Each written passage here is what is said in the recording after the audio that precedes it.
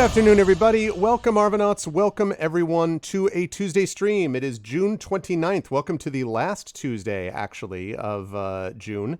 And welcome, of June of this month, anyway. June this year, anyway. June 2021. And welcome to episode 22, day 22 of Adventures in Middle-earth, Erebor Adventures. I hope everyone is looking forward to the session that we are calling of Hammers and Anvils. That's the current subpart that we're in right now. And I hope you folks are looking forward to what I think is going to be a really enjoyable session. Please spread the word, let people know, get them in here, and let's get all these people to join us with this awesome crew.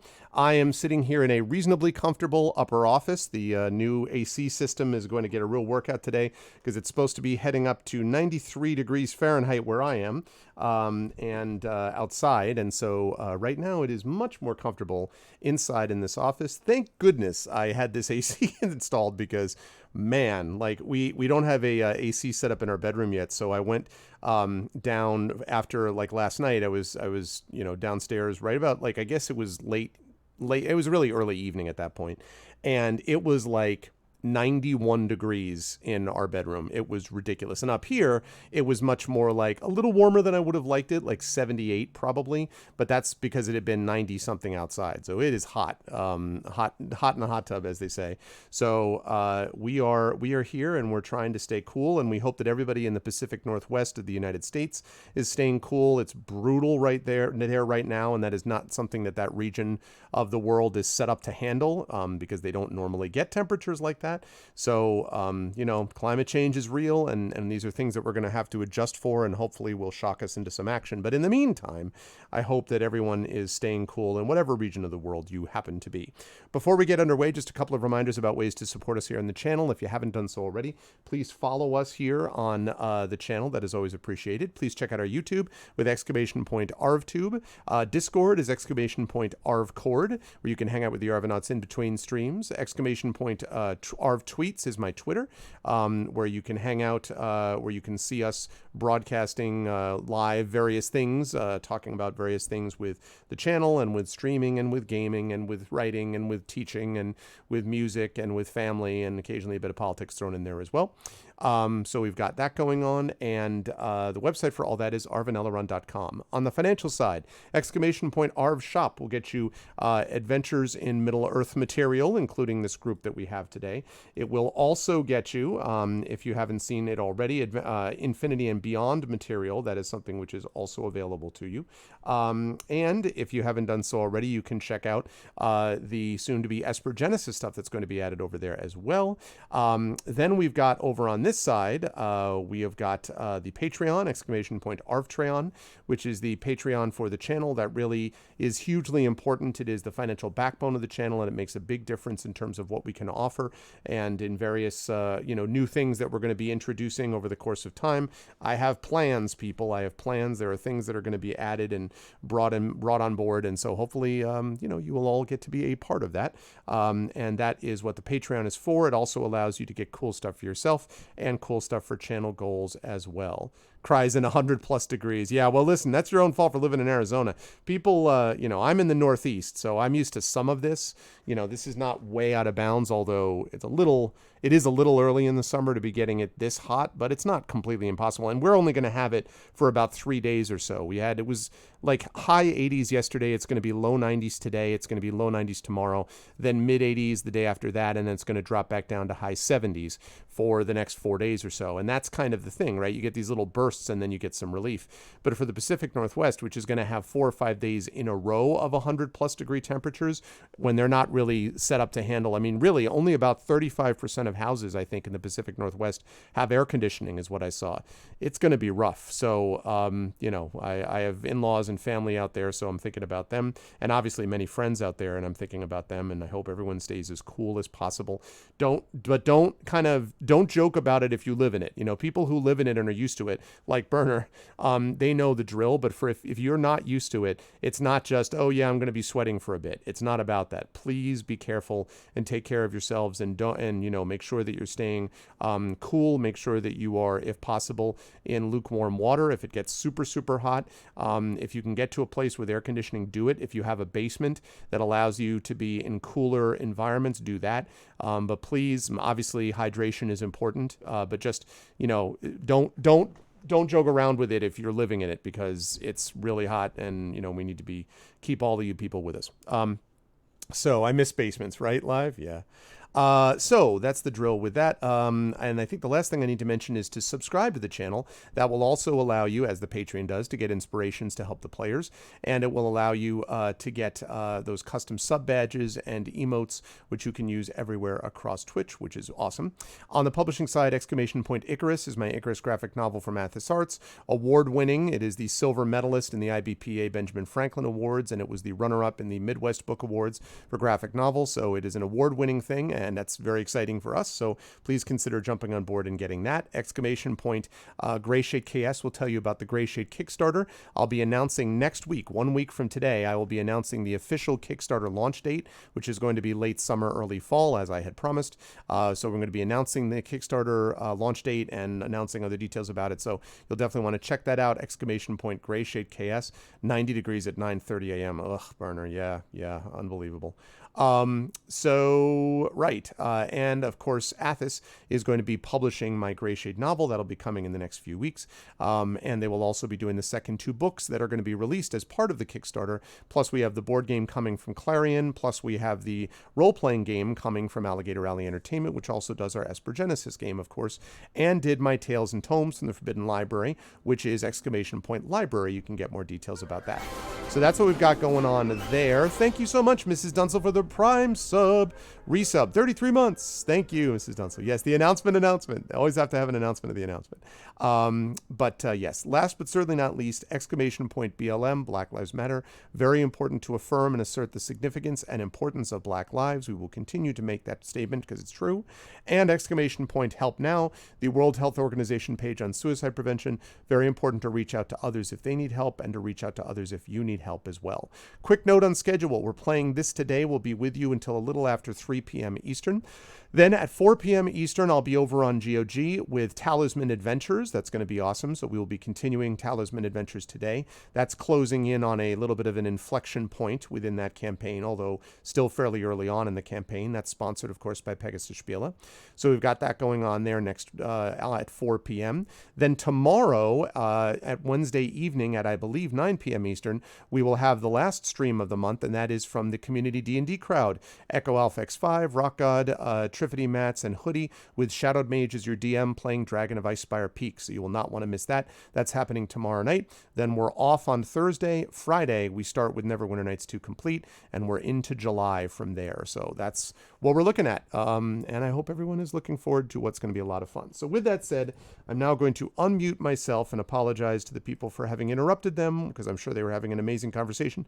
And then I'm going to unmute them. And last but certainly not least, I'm going to slide over to reveal that they are all here. The full crew is here and ready for your Middle-earth shenanigans. There are some shenanigans that they have to deal with, as we'll talk about today. But it's great to see them, and I'm going to start, as usual, with the gentleman right below me on the column, but top of our hearts. And that, of course, is Mr. Trendane Sparks. Tren, how are you? How is life in the universe and everything with you on the West Coast, sir? Yes.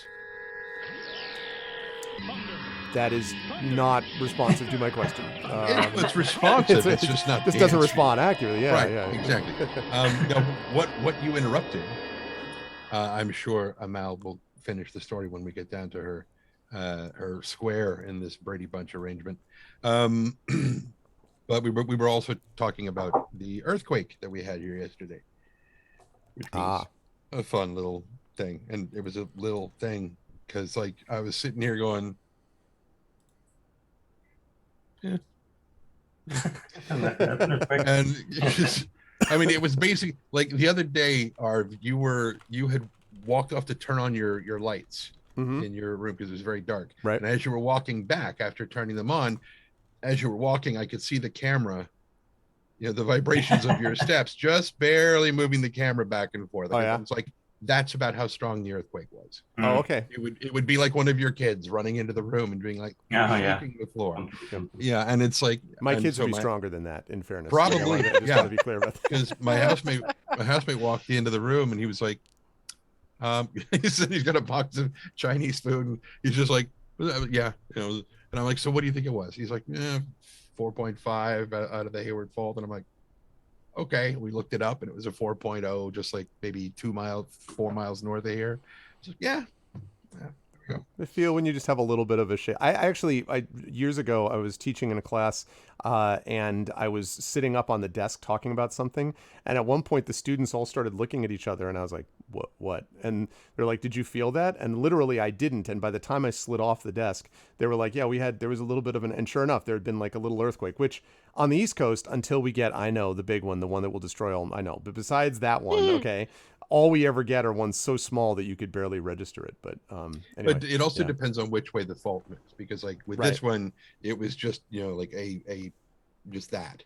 But if it was like that, then that's where you get this kind of thing going on. It's like, oh, but this was just a slight side to side shimmy. It's very minor. Slight shimmy. But I'm glad you're here with us, despite that. You survived the shimmy experience. Yeah. So am I, because it's critically important to me that that remain my alive. character. Well, there is that. Yes, that would be preferable. But it is also important to me that my character, Thane Tawny Bear, the Hearthmender, dwarf friend, who is a Beorning scholar, a master of the healing arts, gets back to Dale so that he can heal Lillimon. Yes, that's right, and we're going to be starting when the camera zooms in. We'll be starting with you, so I look forward to seeing how Tawny's epic run, which needs to be called something, right? Like the Revere's ride to warn the colonists. Like we need something where we can capitalize the name of it, like the run for Lillimon, the save the horse, the pony up, pony up and heal him. I don't know. The Lillimonthon. The Lillimonthon is tremendous. I love it. Oh, that's great. He's gonna get there, and he's gonna be like, they're coming. They're coming. Who's coming? To the people behind. But then it's too late, and they attack. You're like, if only I could have. Exactly. Well, he's got nothing to worry about because they're not coming. So not here. Anyway, we'll cover that in a minute. But yeah, there's that thing, and then there's Brad. And then there's Brad. And then there's Brad.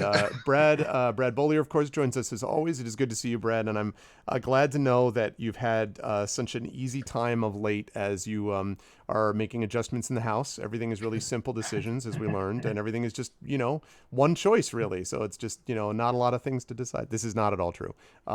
You've had a lot to decide, but I hope it's going okay. I guess is what I would say as you modify your house to your desires. How are you doing? How's life in the University of New York playing today?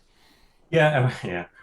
We are doing a kitchen remodel thing, and I think of like being a designer and what it would be like to do somebody else's house. I think that would be less stress actually than doing your own house, because like you're gonna live with whatever you choose for many, many years, right? Yep.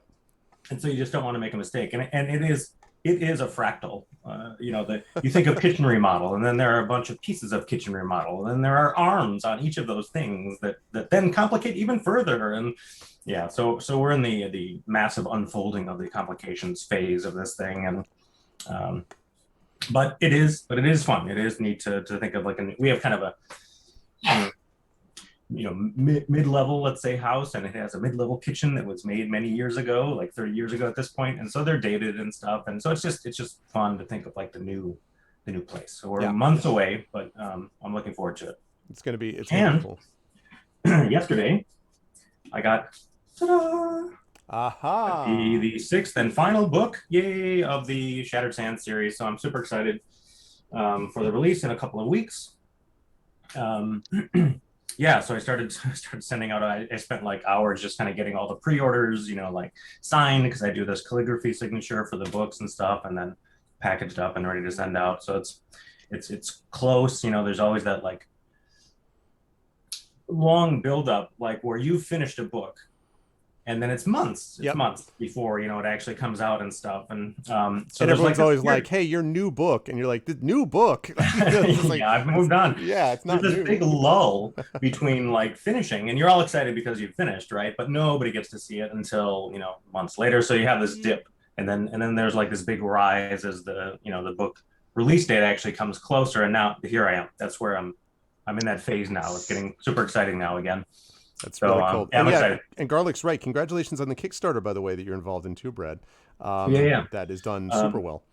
Yeah, so there's Grimdark Magazine is running a anthology called The King Must Fall, and I'm running what may be the final Shattered Sands series story for that.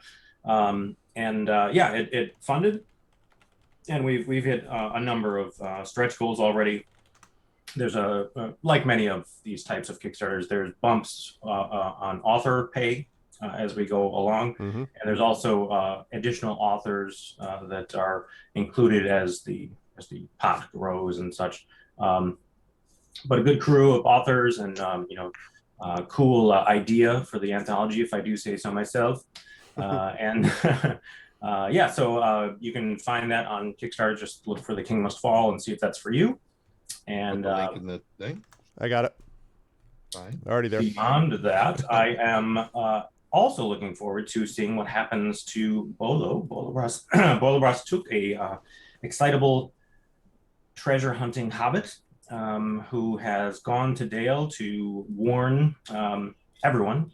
The entire ring the bells. Yep. Looking forward to seeing how this adventure wraps up. That's going to be awesome. And you will be the second person that I will come to.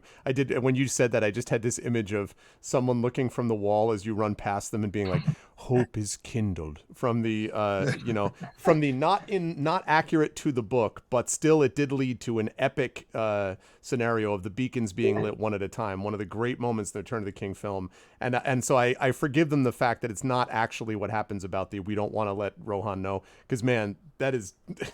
cinematographically, good God, what an incredible scene. Yeah. So, I picture Bolo running along the top of the wall around the city and just lighting a bunch of beacon fires. Yeah.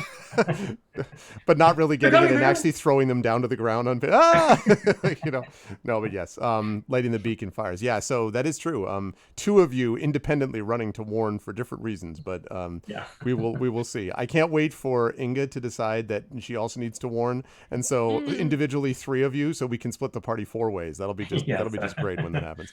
But I look forward to seeing how Bolo manages, and I also look forward to seeing how things are managed with Inga. I can't wait to see that, because the player for that, of course, is our own Terry Toons.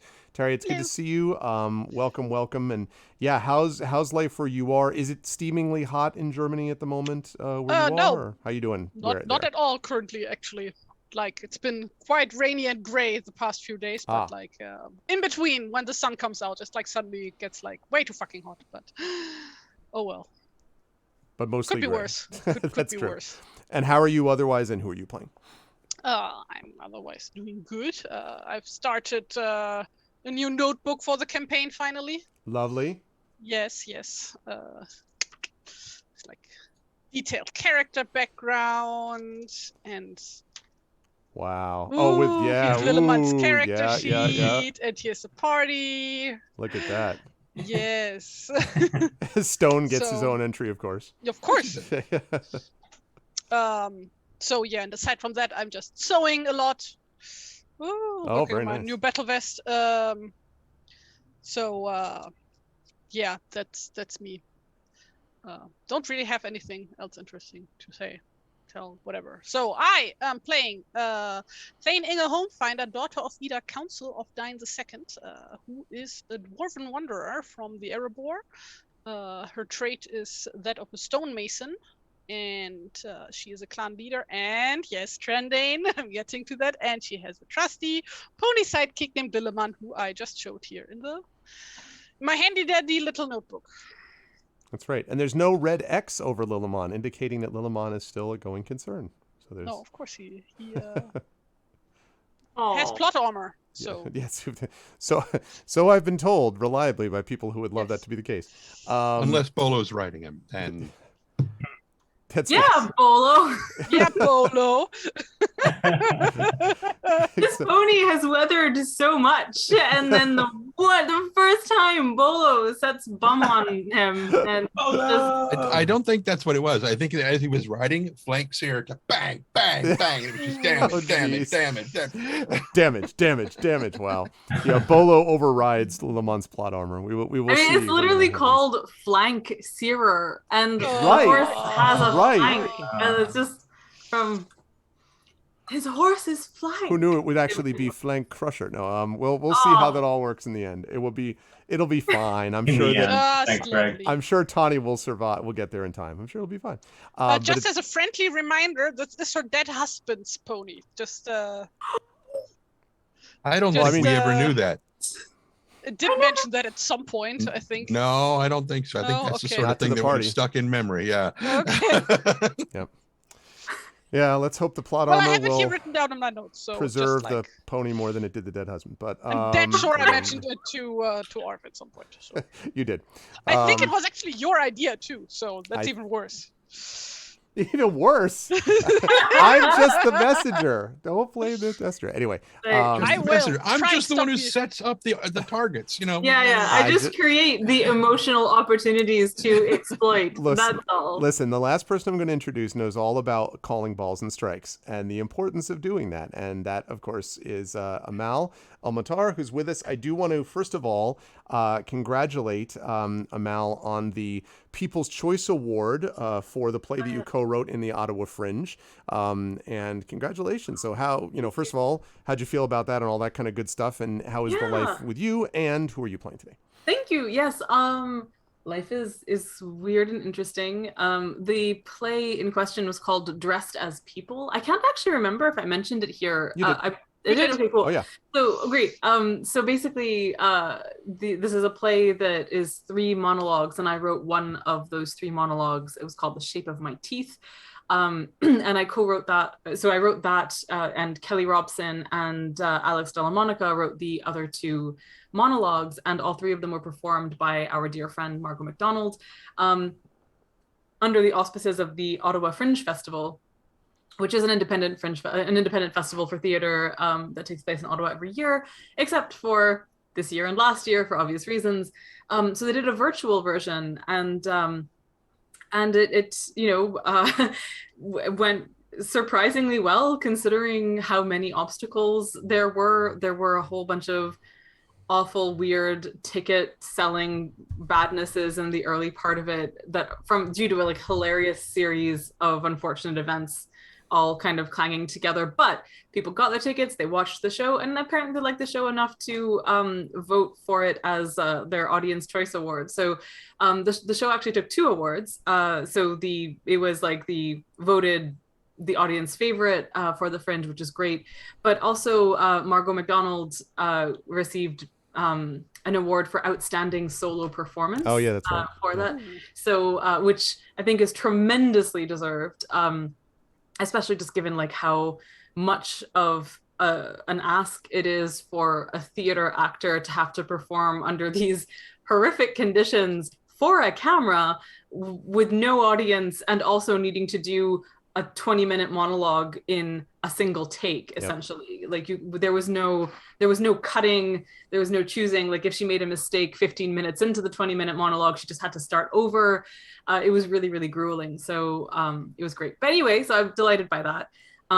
In more very weird, actually, no, I don't want to talk about that. There was a thing I was going to say to people beforehand, but I'll keep it off the stream because it's a bit more private. But weird stuff happened this weekend that resolved in a weird way, and that was fine. And it's left me feeling like I have learned things about life and being an adult. Other than that,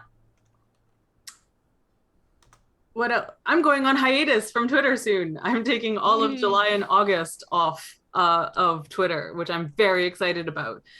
So I will. Silence, sanity. I am all of July and August. I might actually start it tomorrow morning or something instead. Right after this stream is over. That's it. No. Well, so like, I mean, I'm very excited to have like my time on the internet be spent like with friends and instead of vitriolic bad faith conversations. So anyway, that will be a thing that is, but the whole point is actually not to like leave Twitter so much as to focus on novel writing, which I have been very excited to get myself like a block of time to do. So we'll see what comes of that. Anyway, I'm playing a character called The River, who is a woodsman of Rosgovel. She is a warden, aka a fighty bard, and she is accompanied by her faithful hound of Mirkwood named Stone, who somehow, does not have plot armor and has still managed to survive, although, taking hits is what happens when you're a war dog, basically. He's a battle-hardened battle hound, right? Yeah, exactly. And I think Tawny is largely responsible for Stone continuing to be with us, gathering no moss, as it were. I see what you did there. It's very nice. See what I did there. You see what I did there. So, yeah. Cracking jokes here, aren't we? It's quality work from the jokesters here at AIME. It's good to see all of the wonderful crew, the Anvils, and let's get into this, folks, as I fire up some music and let's talk about what happened in our last session. Let's go with, I think we'll start with this combat music. I don't know why. It's almost as if it might be vaguely relevant to what's likely to happen coming up.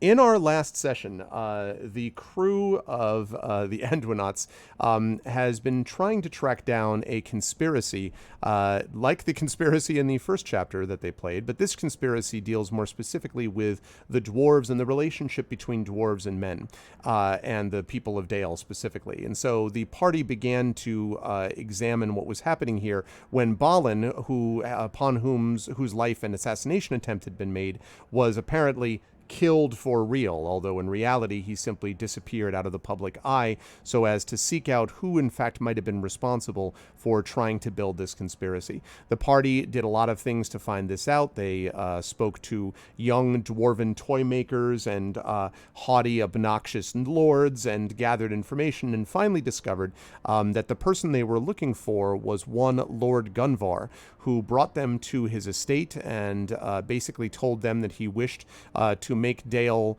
great for Dale again, basically, and to make the people rise up without needing the dwarves to do it, and that Bard, who was weak in his view, needed to be deposed as a consequence. He offered for the party to join them. The party told him where he could stick that idea, and so he promptly stuck them in a jail cell. And in our last session, the party spent most of its time getting its way out of that jail cell, which they did so in very amusing and entertaining ways, but managed to escape the jail and then gathered some information about where this attack might actually be happening. They decided to, not shockingly for the split Twinauts, as I would call them, split the party yet again and send some of them heading towards Erebor, they didn't know it was Erebor at first, following the tracks, basically, while Bolo went back on Lillimon to warn Dale. Bolo rode Lillimon. They went as hard as possible. Lillimon overextended himself with Bolo just flank searer over. I'm just kidding. That wasn't exactly how it went down, but it was the case that when he arrived at Dale, that Lillimon, who had clearly overextended himself, was exhausted and collapsed. And so that question of what they're going to do about Lillimon remains. But Bolo did manage to warn the city guard by going to speak to Cardis, I believe, the sergeant of the guard, who then, basically raised the whole town essentially and brought them into a state of alarm. But in the meantime, the problem was that Bolo's information that he had been working with is that Dale was in danger. It turns out, as the rest of the party followed the tracks, that the tracks were not of Gunvar and his men leading towards Dale, but were in fact leading to Erebor. And as they continued to go in that direction, it soon became clear that this had to be the target of the assault that was going to happen from Gunvar's men. So the second person was taken out of the party and sent to run towards Dale, this time without the benefit of a pony, and Tawny running I was just thinking about the Bilbo thing in the Hobbit, fair on his sturdy feet. But in this case, it's Tawny, who's very large, is running rapidly over the hills to try to get back to Dale to warn them that the real threat is against Erebor, Erebor, and we need some help to actually do it. And so Tani was running down that way. In the meantime, Inga and the river managed to hold together for the entire session without splitting themselves up, and arrived to find themselves looking at the edge of the Lonely Mountain. What they found is that there were a number of areas leading up to the Lonely Mountain on the northern side here, where there are basically fissures in the earth, as you might expect, around a place that was occupied by a dragon for a long period of time. Those fissures were normally placed, especially right around the mountain, by the dwarves so that the mining activities the dwarves do could be vented safely to the outside. But one of these fissures, and in fact, I think I have a picture of it, which I've gotten since then, one of these fissures looked to be wider than that. And let me show everyone on Roll20, sorry, not on Roll20, on the stream, what that looks like. Bear with me 1 second while I pull that up here. While you're looking for that, there we got it. Since we often seem to split the party, I think we are actually the on-brand Winnots. The on-brand Winnots, very nice, very nice. Or the not grouped knots. You know the individual knots. What I think is actually super hilarious about this is that the last fellowship phase involved Tawny almost taking a bear shape, like the bear ascending thing, and it involved Inga almost taking Raven friend and stuff, and we could have had 2 ways of communicating relevant information to parties over distance, but chose neither of them. Yeah, and growling we and almost calling. had a useful mechanical bird. That's true. The entire adventure was we almost had something which would have helped in this scenario. But you never know. Then remember, you're only a few adventures in here to Erebor. Maybe later at Erebor Adventures, it's a lot more, exciting. Who knows? Who knows what in the future we will have on hand Winnots. So. On hand Winnots, yeah. So in any case, this opening that you see here, what was determined as Inga looked over, Inga and the river both, but Inga in particular saw, was that one of these fissures, which are again created by the dwarves from the inside, had been widened very clearly and then disguised, but not disguised well enough to conceal it from the searching eyes of the river and Inga, to allow ingress into the Lonely Mountain through a secret way. And you can see an example of that right here. And the big dun-dun-dun moment at the end of our last session was the fact that Inga realized, thinking about it, that there was only one group of creatures which could have widened the fissure in this way successfully. And that creature, of course, is the dwarf. The dwarves must have done this. But which dwarves and who has betrayed their own people? We will see. But in any case, that is where the tracks led, and that is clearly where Gunvar has led his men. And so, as we bring ourselves back to the party, I'm going to begin not in that area, actually, with Inga looking horrified as this revelation comes to her, but we're going to begin with Tawny, who is running over the hills and down the dales, if you will, up to get to Dale, eventually, all the way.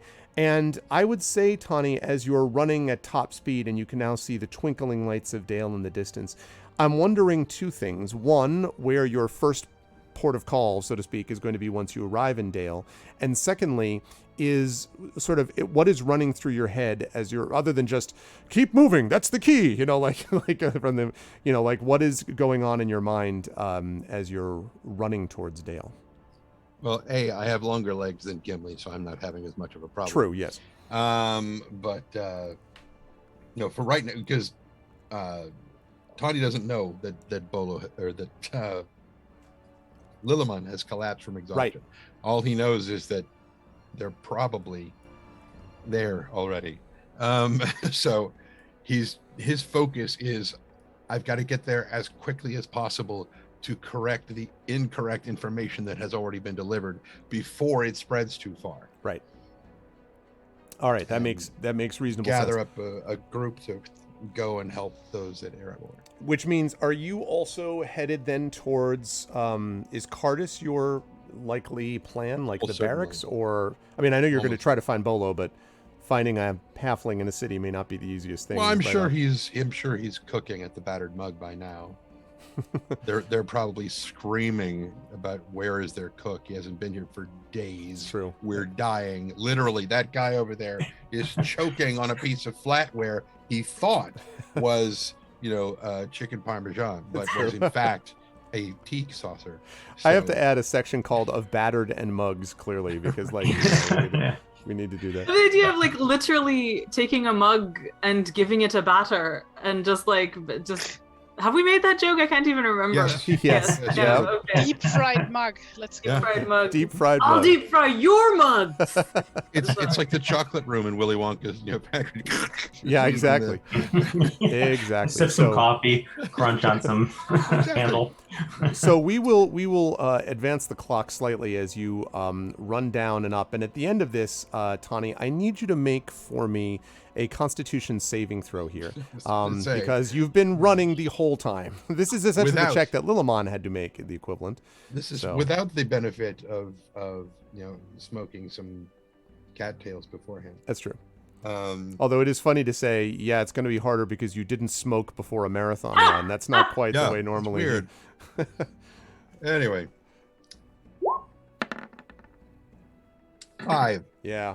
So what happens basically, now you are not going to collapse the way that Lillimon did, but what happens is when you get to the gate, you are just, you are out of breath is too kind a sentiment for it, right? I mean, you are almost falling to your hands and knees, and the guards, of course, see you, and they, unlike the situation with Bolo, you can see that the city is already alight. There's, in terms of not on fire, but with torches and, all the sort of shouts and screams coming from inside. And you can see the gates are already open, and there seem to be some men that are mustering near the front gate.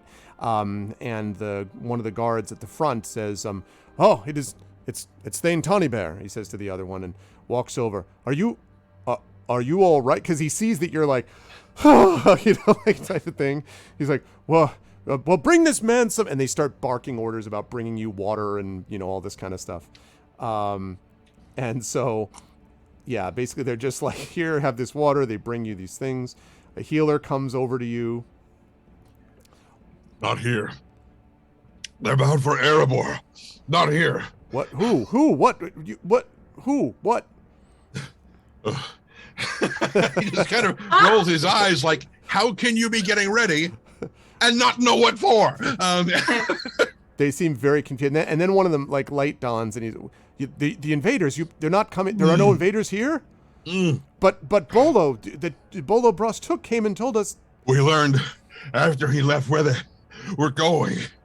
Where are they going? Did you say? Bound for Erebor. And Erebor. So one of the guards, they stare at each other, and then he says, the young guy, there's two of them, one slightly older, one younger, and the younger one has this panicked look like, I did not expect this on my first week on the job type of thing, and it's kind of and the other one says, well, don't stand there like a fool, run and tell Cardis, go tell the captain. And yes, and he turns around and nearly bangs into someone else who's running to bring more water to you, Tani, and runs down into the door, starts shouting, and then there's just spilling all the water. So yeah, pretty much, right. Just a few slow motion drops hit you, yeah. No. So you're just and the older guard who stayed with you says, why would I don't understand though. There's no way they could have any chance of conquering Erebor. How would they even get into it? I don't know. That's where they're going. Feigning and the river already all en route. We have to go and help them. All right. It may take a few minutes to regather them. They're already positioning themselves. And he turns around. Where is that fool? And he starts, shouting back for the younger guy, who promptly comes sprinting out, practically dropping his shield. And behind him strides a very, well, it's not irritated, isn't the word, with the face of a person who's received like 5 bits of bad news in as many minutes and is really tired of hearing more crap. They're like, also the warp engines are out. Also the, that type of thing. So he's just like, and it's Cardis, and he comes striding over and he sees you. I think you're probably a little more than bent over, a little more less than now, but he still comes over and is like, slowly climbing up his staff. Yeah, he says, it's like, Avon here tells me that there's something there's more information about the Erebor. Erebor's under attack, you say, not Dale. Correct. Who's doing this? Who is it? Is it Gunvar? Men is men. Gunvar. It's a traitorous snake. Responsible for the boat on the attack on the dwarf guy. Thank you, Bolin. Who said that?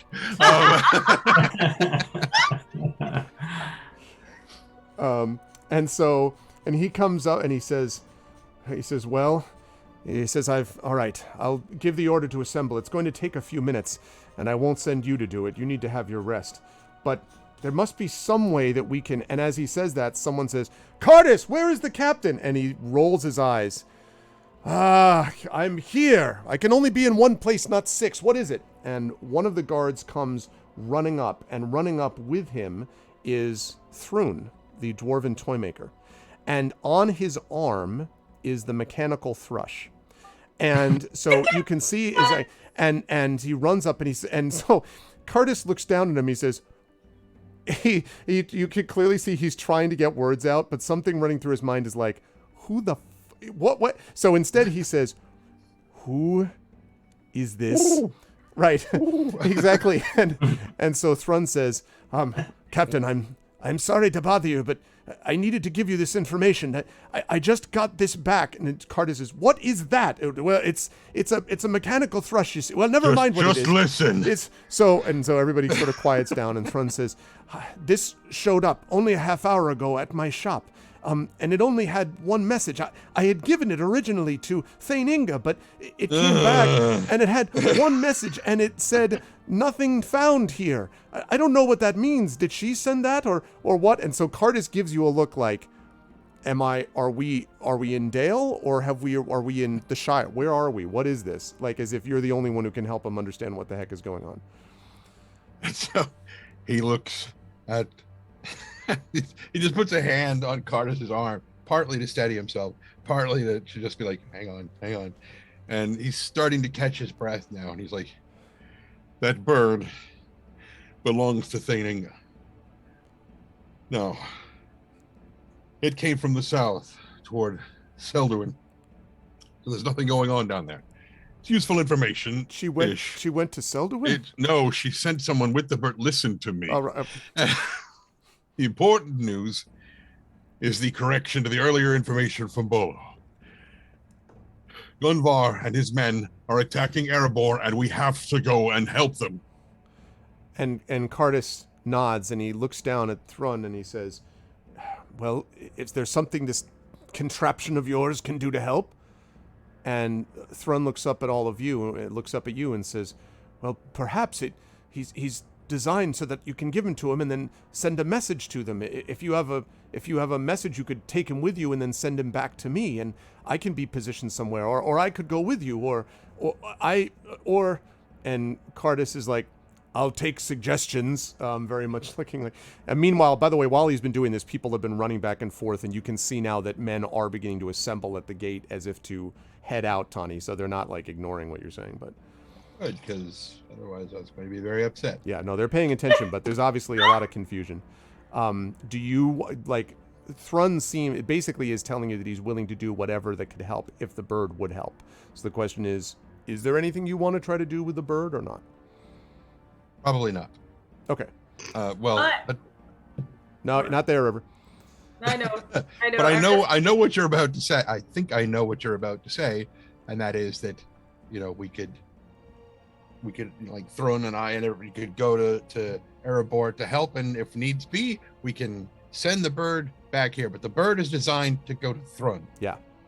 So right, doesn't help unless he stays here, and then we send word back, and then it'll go back to. That's basically it. You could send Thrun to wherever you want within reason, and you know, he will be there when the bird is there. By the way, the bird has a name. It's Korun. Oh yes, Korun. I beg your pardon. Korun. Yes. Yes, Cardis would definitely not be interested in the name at the moment. Cardis looks like if I have one more thing happen tonight. Okay, so yes. Captain Cardis, there's a riot at the Battered Mug. People are freaking out that there's no cook there. Cardis just decapitates the guy in a very non-Tolkien-like maneuver and just... I just want to remember... And like, this is Game of Thrones now. Yeah. What did Inga send the bird to find out in the south? We thought that the guys in the boat who had done the attack on Balin were headed south. So she sent what's his nuts with the bird to Seldwyn to send back a message if he finds anything. He didn't find anything. Gotcha. Yeah.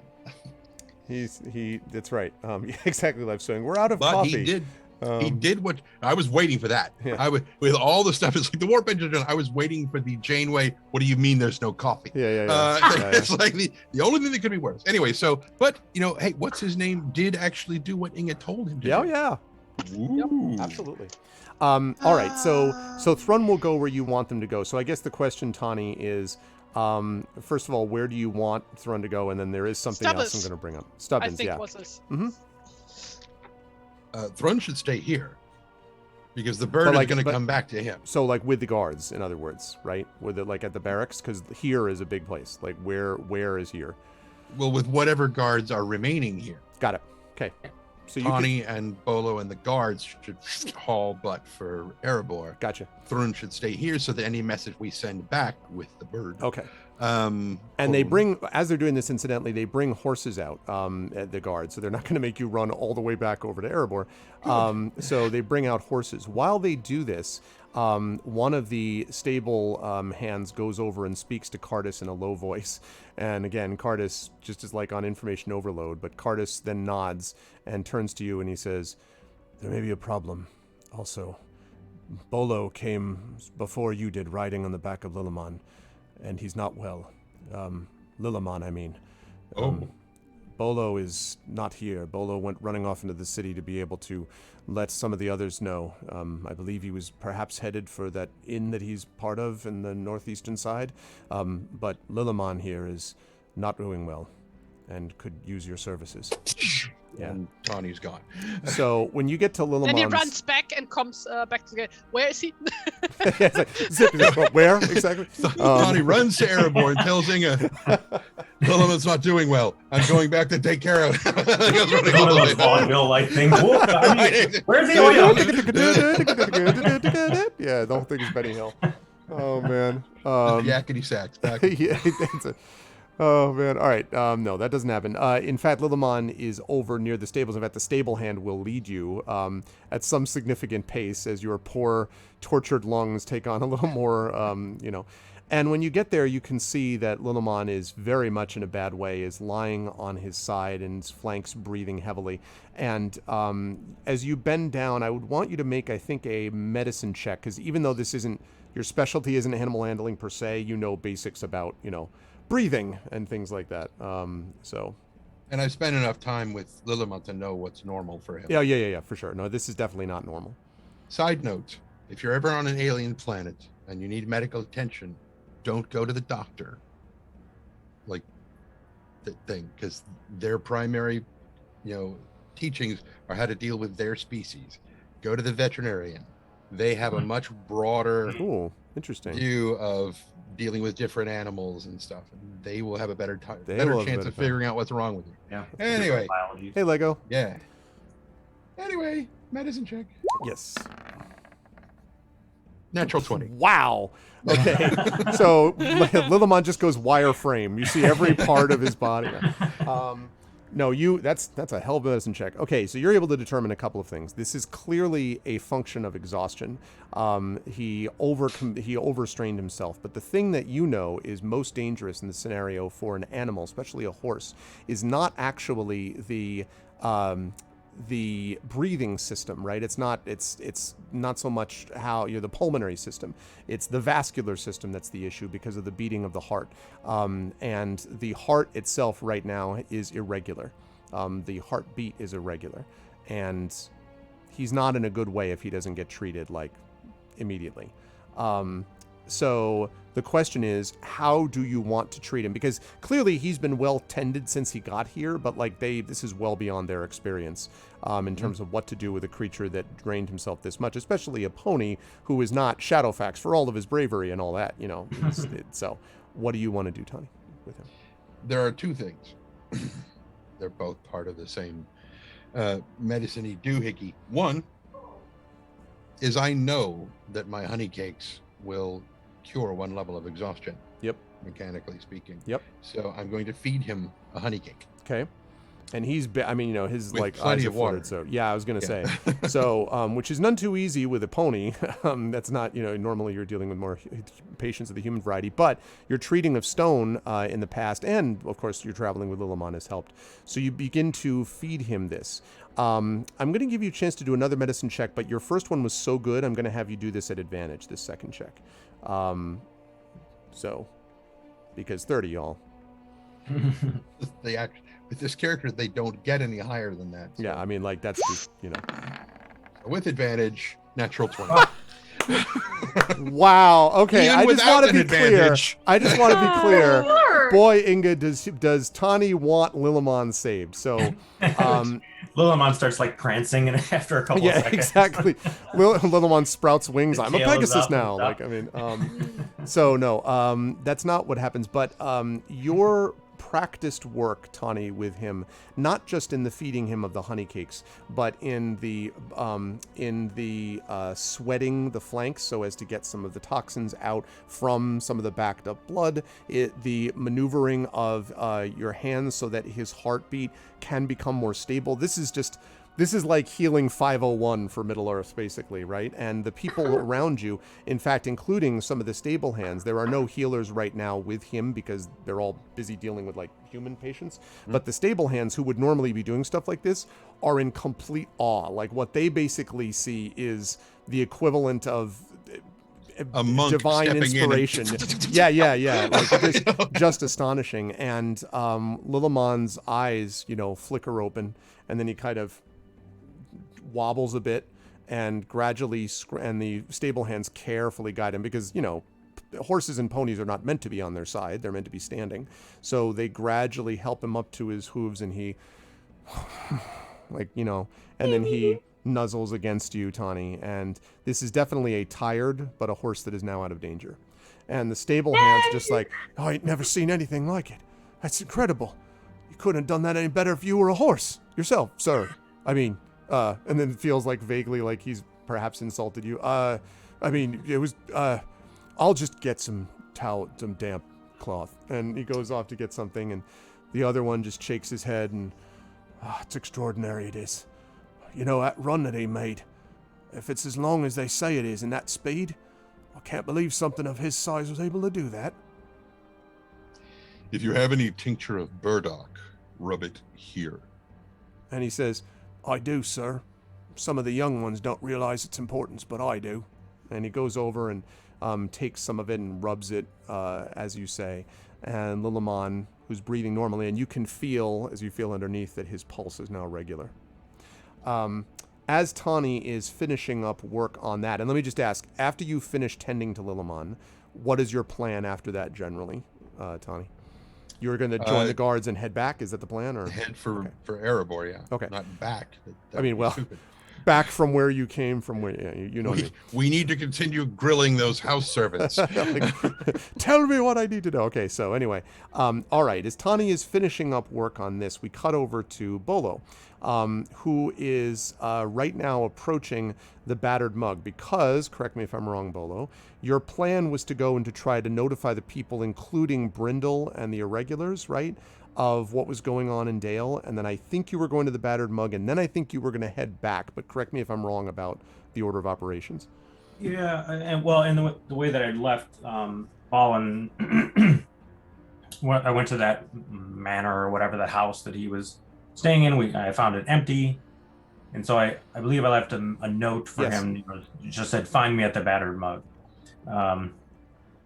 He may or may not come back, so I was going to go to the battered mug and just let them know. if I forget the proprietor's name and his brother. Yes, that is Malin and Fallen. What? Really? Malin and Fallen. Mollon and Follon. Oh, Yeah. okay. No relation to Balin. No. Malin. Oh, actually, wait a minute. Maybe I made Malin and Fallen. No, hold on. I think I may be wrong about that. I'll figure it out. Anyway, keep on going. Too many names. Them dudes. Too many names. So I'll just let them know. It's Badger and Mark. That's why it's called the Badger and Mark. Yes, right, sure. Actually, that would make sense. One works in the kitchen, one works in the front of house. Mm-hmm. And their Delivering father was drinks. I totally get it. It makes total sense. Okay. Okay, I will seek this out later on. Okay. Anyway, all right. So you are going to let them know. So you're still at the Battered Mug. So I would say you're not there for long before a guard, looking somewhat out of breath, town guard, comes in, calling loudly for you. And at this point, I should say that when you arrived, you've had a bunch of people like slapping you on the back and also making orders at the same time, Bolo. Like, it's good to see you. Perhaps that double omelet that you make with the extra pepper, like they're all like relieved, and the lines that you're used to seeing, like people have been flooding in. It's a big celebratory moment in Brokenstone that, their chef is back. And no one more relieved than the innkeeper, of course, than the keeper of it.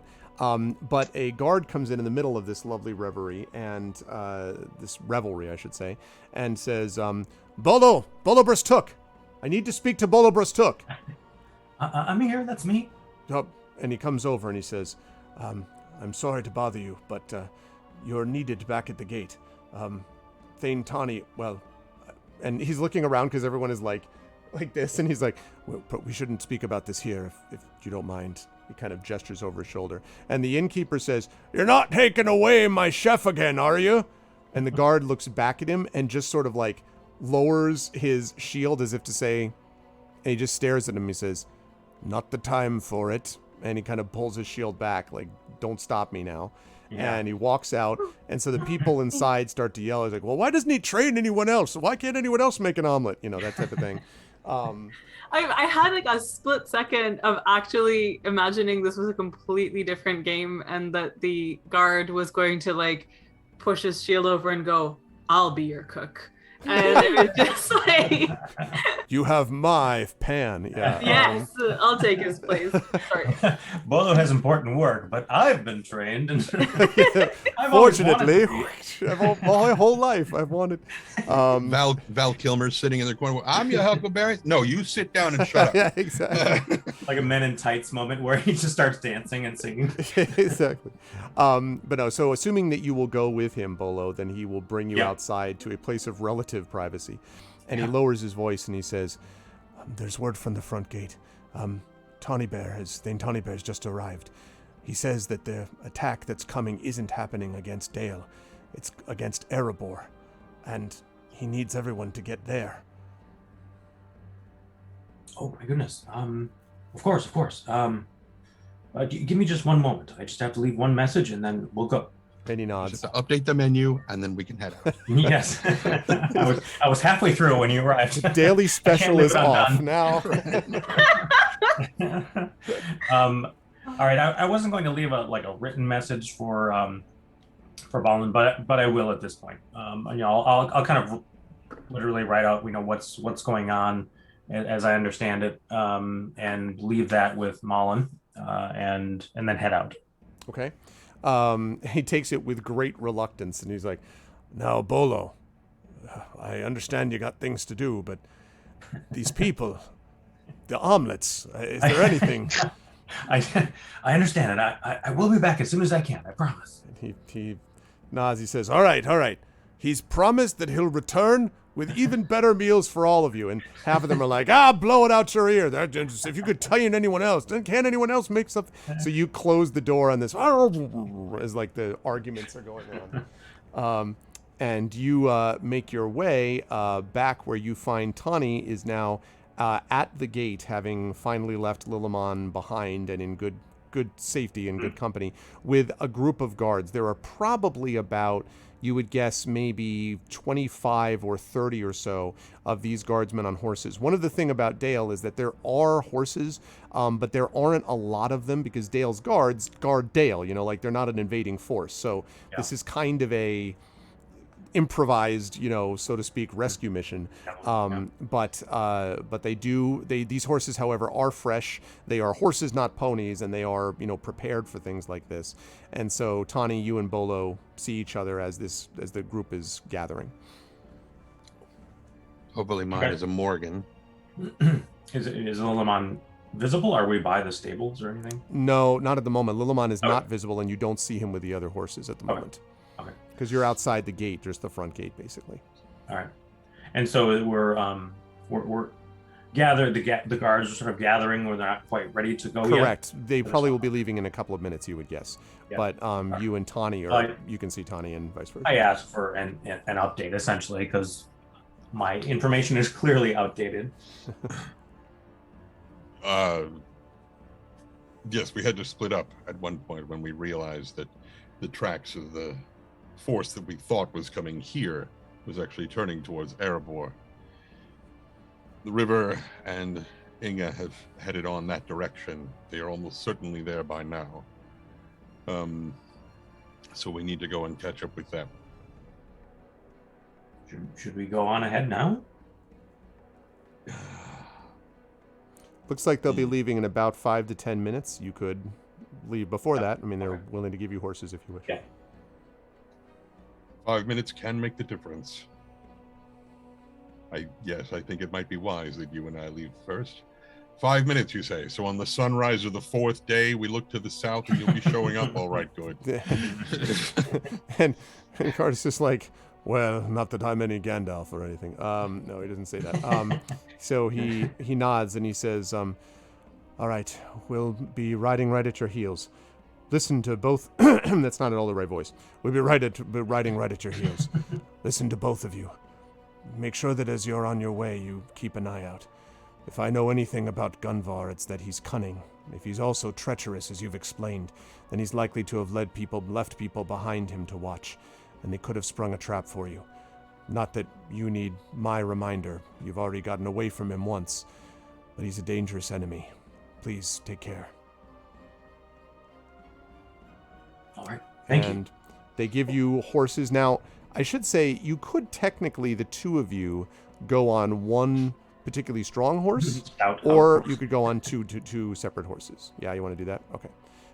Because we will be moving much faster than Inge and the river, so there's a chance we might actually catch up to them, in which case having two horses with two riders each would be much better than one horse with four. Logical. All right. Then each of you are able to mount and head off. And I'm going to ask both of you to make one more roll, and then I'm going to jump to Inge and the river. I'm going to ask you to make for me an animal handling roll, which... Oh, good. Wait, so Bolo is riding a full-sized horse? Yes, unless he specifically asked for a pony. It would be as comically missize matched as me riding a regular horse. Yep. So, yeah, that's why I said mine's probably a Morgan, so that it's much larger. Yeah, you have a good size, like almost not quite workhorse, but with the big hooves, you know, the the things that... There are small horses. I'm sure Dale stables have a plethora of different kinds of horses. But no, I mean, imagining like a small Arabian, for Bolo and perhaps later Inge. But yeah. Yes, absolutely. No, it's definitely not something where he's on this enormous horse like is a little kid on that. So yes. So I'm going to ask for animal handling. I'm reminded of the fact, I think I've told the story before about how I basically was one good roll away from not being with any of you here, because when my father was 11 or 12, he worked at a dairy farm in Vermont, and at one point ended up accidentally falling next to one of the work horses, who got spooked, and the hoof came up, and my father rolled out of the way before the hoof landed in the ground right next to his head. And you meant like a literal roll. Literal roll. Like literally, if he hadn't rolled to the way, he would have died because his head I thought you meant like a roll of the die. Nope, Yeah, me I too. know. Like that. Yeah, Like, no. that was a Both. natural 20 on Dex. No, my dad rolled a natural 20, or I wouldn't have been here, apparently. So, yeah, it was... Woo, I thought you meant like a buttermilk biscuit, but that's all right. He was one buttermilk biscuit away from... Okay, so animal handling. I'd like both of you to make that. That is a wisdom check. If you don't have animal handling specifically, then I will take wisdom. Don't have it trained, but Yeah. I got a +4 in it. Aha. Okay. 6. I knew it would balance out against the 20. So what this means basically is that Bolo, no doubt from his process of learning to overwork, driding Lillimon, is going at. You actually see that Bolo begins to outpace you, Tani, a little bit as both of you ride across the landscape. Your horse is a good, solid, not going to drop you horse, but it's, it's a station wagon, right? Like it's not a, it's definitely not a Maserati. It's not going to get you there faster, but it'll get you there. Like it's on the way. So I figure that Tawny's just not that accustomed to riding. Yeah. And so he's having trouble getting into the rhythm of moving with the horse. And so he's like, yeah, basically. Oh man. And so Bolo sprinting across the, I believe I said moonlit night or moonless night. I think it was a new moon. As Tani is behind. I'm I'm crouched in the stirrups and doing one of these with the reins, and Tani's back there like. And it's fitting since the birthday of the movie Labyrinth was like this past week. Yeah. There's a scene in Labyrinth where Sir Didymus is riding Ambrosius. And they've got the actual sheepdog with the puppet on top, and the dog is running, and the puppet is like, because it's anchored to the dog, so it's not moving with him at all. I figure you've got Bolo with this beautiful, graceful union of person and horse moving across the thing, and then you've got this seizure happening behind him. Yep. Absolutely. I just read a thing about that said originally Jim Henson had wanted to use Sting for that role. Yes. And then his son was actually the one who's like, no, you want someone who's been doing this for a long time. You need to do Bowie. And so Jim Henson went and met Bowie after a concert backstage, and he was immediately like, yep, this is the guy. And Bowie immediately was like, well, obviously I'm going to do this. Like, why wouldn't I do this? And so the rest is history. But yeah, Jim Henson is such a cool dude. Anyway, so, all right. So you, as these two charge across the landscape, Bolo somewhat faster than Tani, we jump back here to Inga and the river. So you are standing or sitting, I guess, lying down carefully prone, looking down at this field that has these fissures, these fissures in it, which I mentioned. Looking down. And Inga, you've just had this revelation that I previously described about that only dwarves could have done this. So what do all of you want to do? Because the scenario in terms of what you see and hear, you don't actually see anyone down there right now. The only thing you see is just the light kind of trickling out from the side of the mountain from underneath these fissures, which clearly have been disguised somewhat with like branches and grasses to the extent they can to prevent people from seeing that there's an obvious entrance point. But the tracks end at this field, basically at this area, and so there is no sound other than just the general sounds of the night from where you are. So what would you like to do? So it's just to make sure it is clear that they have gone into the fissure. Like there are no tracks leading anywhere. They're right at the edge of the fissure. They haven't gone into it yet because Inga was going to just mention what Inga had realized or not. It's up to her. But yeah. So that's where we're beginning. Does Inga know about where does she know is the next official entrance to the Erebor? Well to the south of this. Well to the south. And she doesn't know of any secret tunnels that might be. Not on this side. Nope, this is the first time you even know that there was a secret tunnel coming out this way. You knew about the fissures, obviously, but not that anyone could move through. Does she know about any guard posts or something like that might be in... Problem with that is that they tend to be higher on the mountain on this side, because the guard posts here were positioned to make sure that they watched out for dragons, not that they watched out for betraying people coming in on the ground.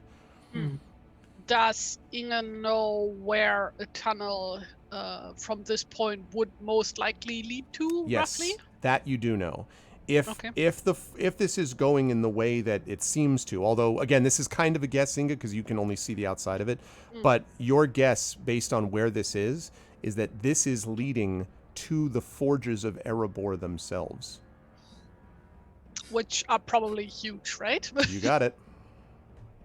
As they get there, and like there's like this moment passing where like Inga where it like dawns upon her what has been happening. Yeah. She like without turning around, she just looks at the tunnel that has been dug there and goes, "This was an inside job. The dwarves are in on this. We need to get in there now and warn people." So a question about the tunnels. Can we tell from where we are how wide or narrow they are? Like, does this fissure? Not from here. You can tell that the light trickling through, since Inga tells you, is indicative of the fact that the fissures must have been widened so you could see it, but you don't know until you get into it. Like, you're going to have to go below the little grass cover and the branches to kind of get to where the fissures might be. I guess my question is, and I'm wondering how, like, so I just want to kind of, so to keep this clear, we can see the 30-odd people still massed at the entrance of that station. No. Nope. Okay. Nope. So the tracks have ended at this field. So you know that they're there. Like, they're somewhere there. They might be making their way through, or they might have... based on how quickly you followed them, your guess is they can't have been in there for too long, but they might be inside the mountain now. It is possible. This is what I was wondering. Okay, so like my question about width and stuff is to do with, like, presumably they're not expecting someone to come in behind them, but if there is, like, is it like two people across in terms of, like, or is it single file inside? Because I'm just imagining if it's single file and we follow them in, then we could actually mow a whole bunch of people down potentially. And in a way that could at least be helpful, and versus trying to, like, squeeze past them in order to in order to try and warn people. Like, so I'm trying to kind of visualize those logistics. Right. It's going to be easier. The thing is, well, I mean, your guess is that it's going to be more than single file. But, I mean, even with Dwarven skill and speed, it's not likely that they would have been able to widen it so far that it's like a massive, probably it hasn't been widened very far, but you're not going to know for certain until you get down in front of it, like how far they've widened it. The other thing, too, is that the fissures are basically just like, literally cuts in the rock, right? So there's no way you could get, like, men down just those fissures. So if they widened it the whole way, did they make it into a tunnel? Did they build rooms out of it? Like that, you don't know, because this was all obviously done in secret. So, yeah. So, but it's pretty likely it's more than single file at least. Right. And so to recap what we do know, I just wanted to make sure that I am not going into this with, like, wrong information. Right. We know that we can't see the people, that the tracks end at this field, that here's this fissure where they probably go in through, that there is no quick way to warn people inside Erebor from our vantage point without going anywhere far. Right. And that's basically where we're at, right? Right. Okay. And in fact, one last thing I'll mention to Inga is that if you wanted to go into a place that was most likely to be likely to be farthest away from guard presence and from, this would be where you would go. And probably outsiders wouldn't know that, but sure as hell dwarves would. Yeah.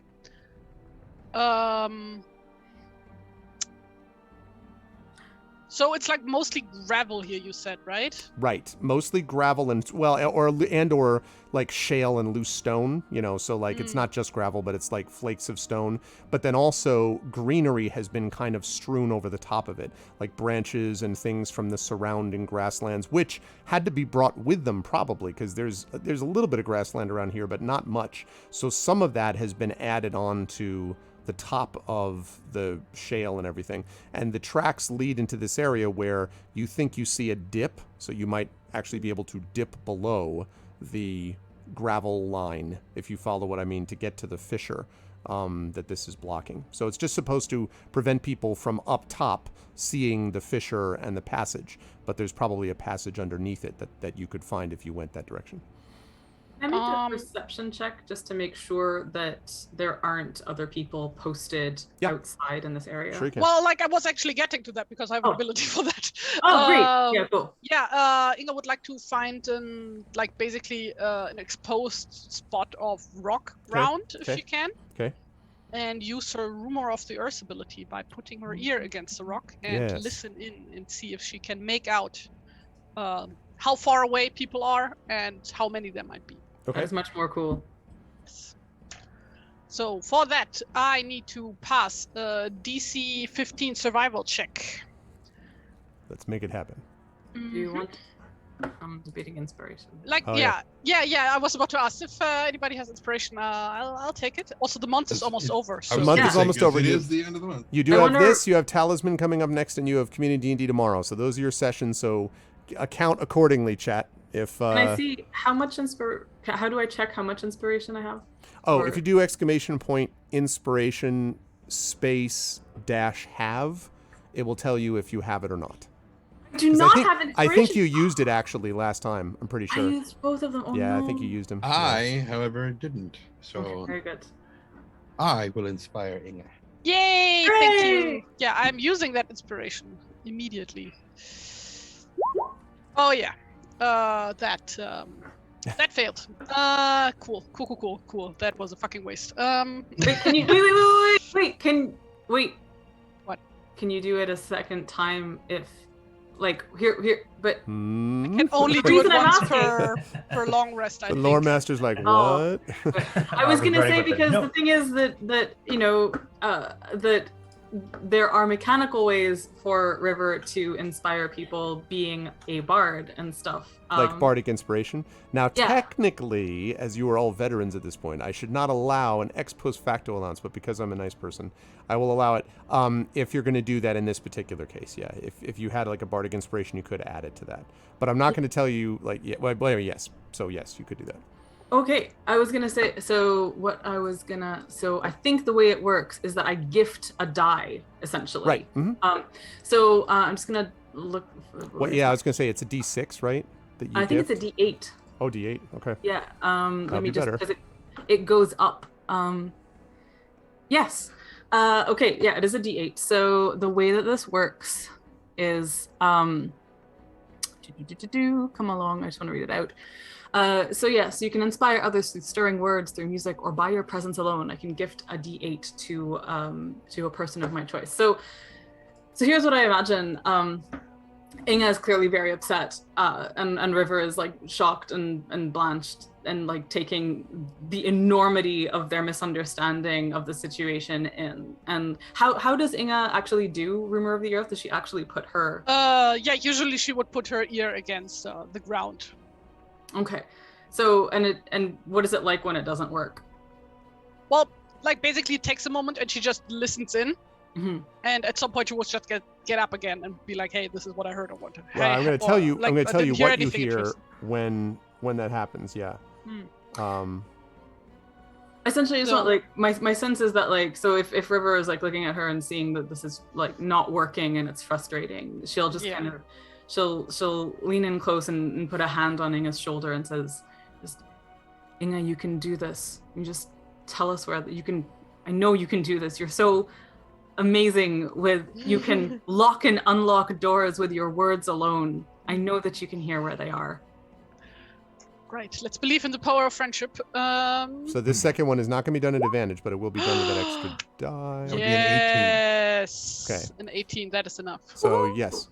So when you bend down to listen to this and you hear the stirring words of your companion, the first thing you hear is just,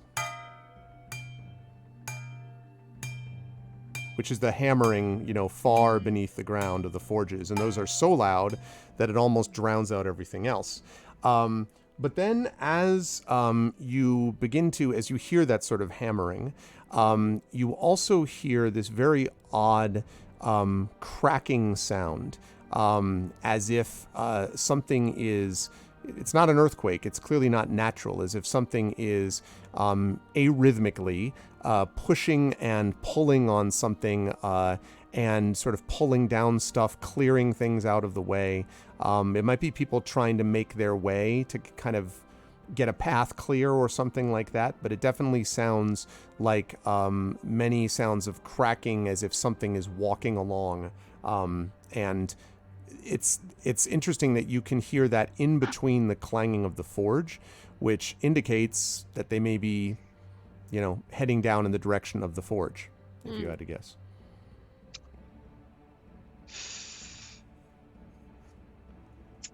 How far away is the next guard post?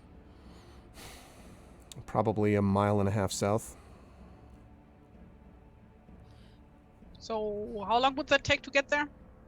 Um, Oh, and also, what is like their way of communicating with home base? well, they're able to use, usually what they're able to do is something very similar, actually, on a mini version of what we were talking about before, which is signal fires. If you lit signal fires, and also that sometimes they're able to use thrushes and, ravens to go back and forth sometimes, but those are kept higher in the mountains in the way that I described to you. So you have a couple options. You could try to climb up the mountain to a guard post, which might be a little, in quotes, closer, but it's going to be a very difficult climb since the dwarves did not want people climbing their mountain. Your second option would be to run south and try to get to it. But again, mile and a half, that's 10 minutes. That's a good ways. I think, I'm just thinking of like, if River were running it, I bet River can run like an 8-minute mile. So 10 minutes to potentially running it. Possibly. No. 8 minutes? No. A 10-minute mile is actually like a kind of 6. baseline. Fair enough. Yeah. There you go. Thank you. Yeah. I can run could. When I was in the army, I could run a 6-minute mile. I'm certain River can do it. Aw, thank you.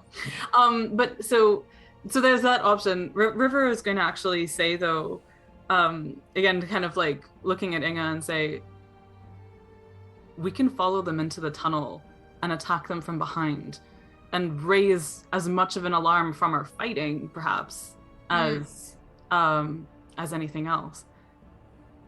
But I don't know the tunnels. I don't know how they go and branch. But I'll do here, like, I'll be guided by you here.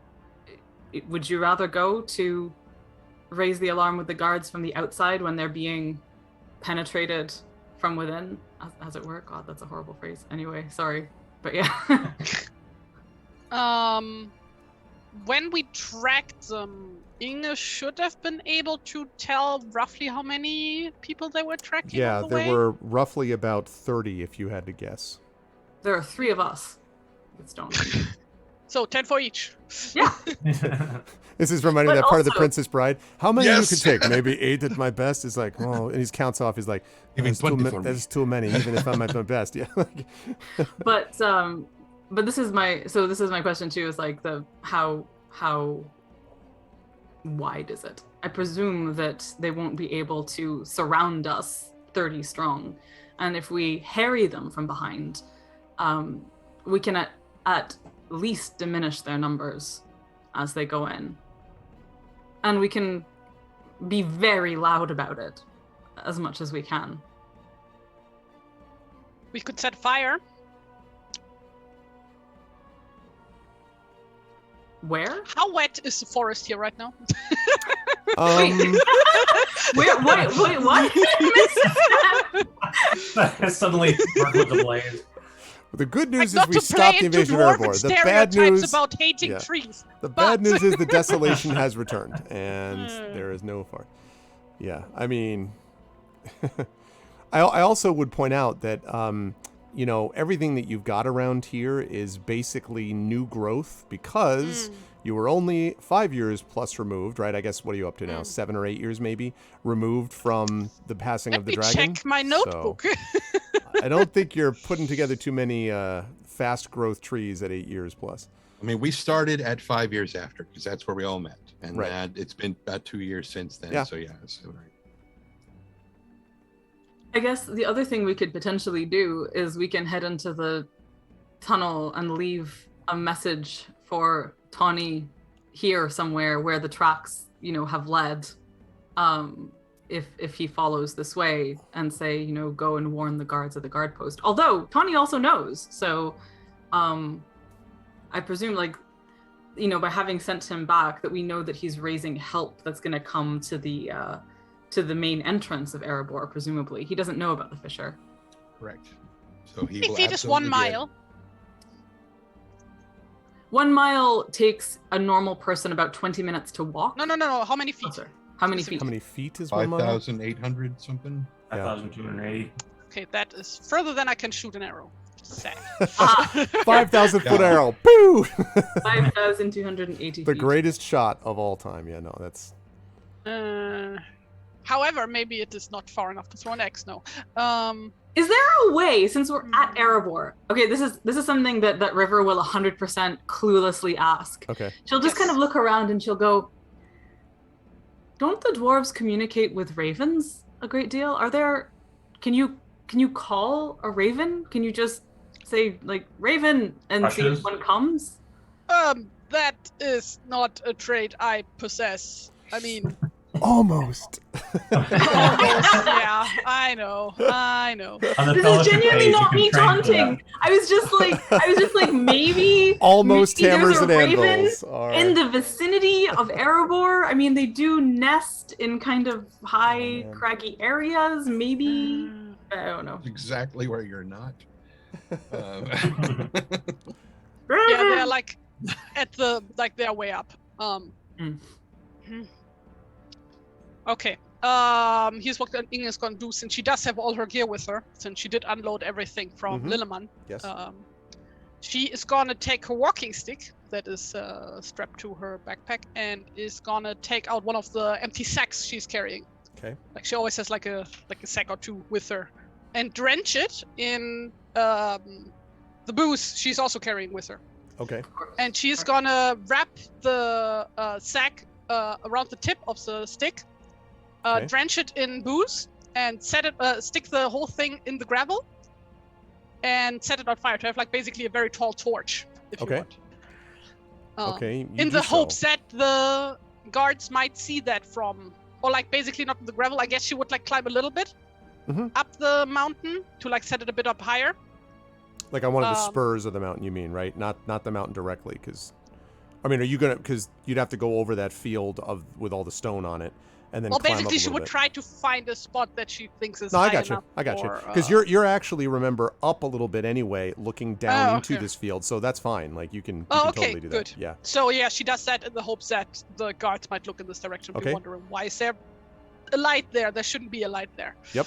And so you do so. You light the beacon, as it were. I was gonna say a beacon is lit for what? I don't know. It's just right there. Dwarf is kindled. Yes. Right. Ooh. Okay. Ouch.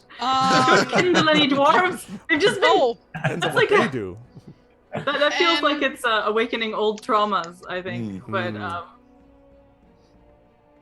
roasting. There must I need to look up what the rune meanings for what runes are, but that's probably something like a rune or two in combination that she can quickly lay out of stones or something, or there's enough loose stones to could do that. Say the word danger, basically. Sure.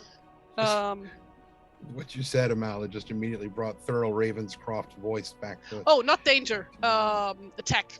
Yeah, attack. Traitor. Attack. Attack. Oh, fear, foe, fire. Oh wait, yeah. Bum. All of a sudden, these runes just become this massive sort of this bastard took this, and let me tell you about this guy. To whom it may concern. I hate this guy. Also, have we mentioned TLDR? This is where you send the 12 texts, and you're like, oh, I just wanted to send one. It was like, oh god, it's like Alexander Hamilton with his here's a list of my. I can't remember how it goes now. It's been too many years. But anyways. Yep. No, here's an itemized list of my grievances or something like that. Yep. The first thing she does is leave a dwarven rune that just says, "Hey." What? So sadly, despite doing all the cool language things, Tolkien did not bother assigning separate meanings to the runes, because he based them on Anglo-Saxon runes, which don't have specific meanings, which is sad. Anyway, you can make them into cool bind runes. You can turn any runes into bind runes. I know, that's what I'm saying. Just That's what I'm saying. You can. But yeah, anyway, after Inga has done that, she grabs her axe, turns around to River, and is like, let's get in there. Let's do it.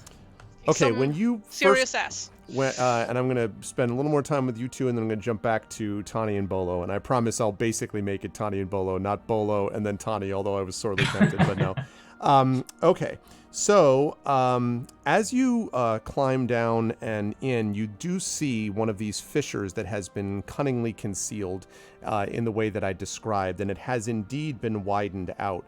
And as you go through the fissure and finally find yourself against the edge of the mountain, you can see coming out of it, that entrance that you see on the stream is basically leading into the side of the mountain.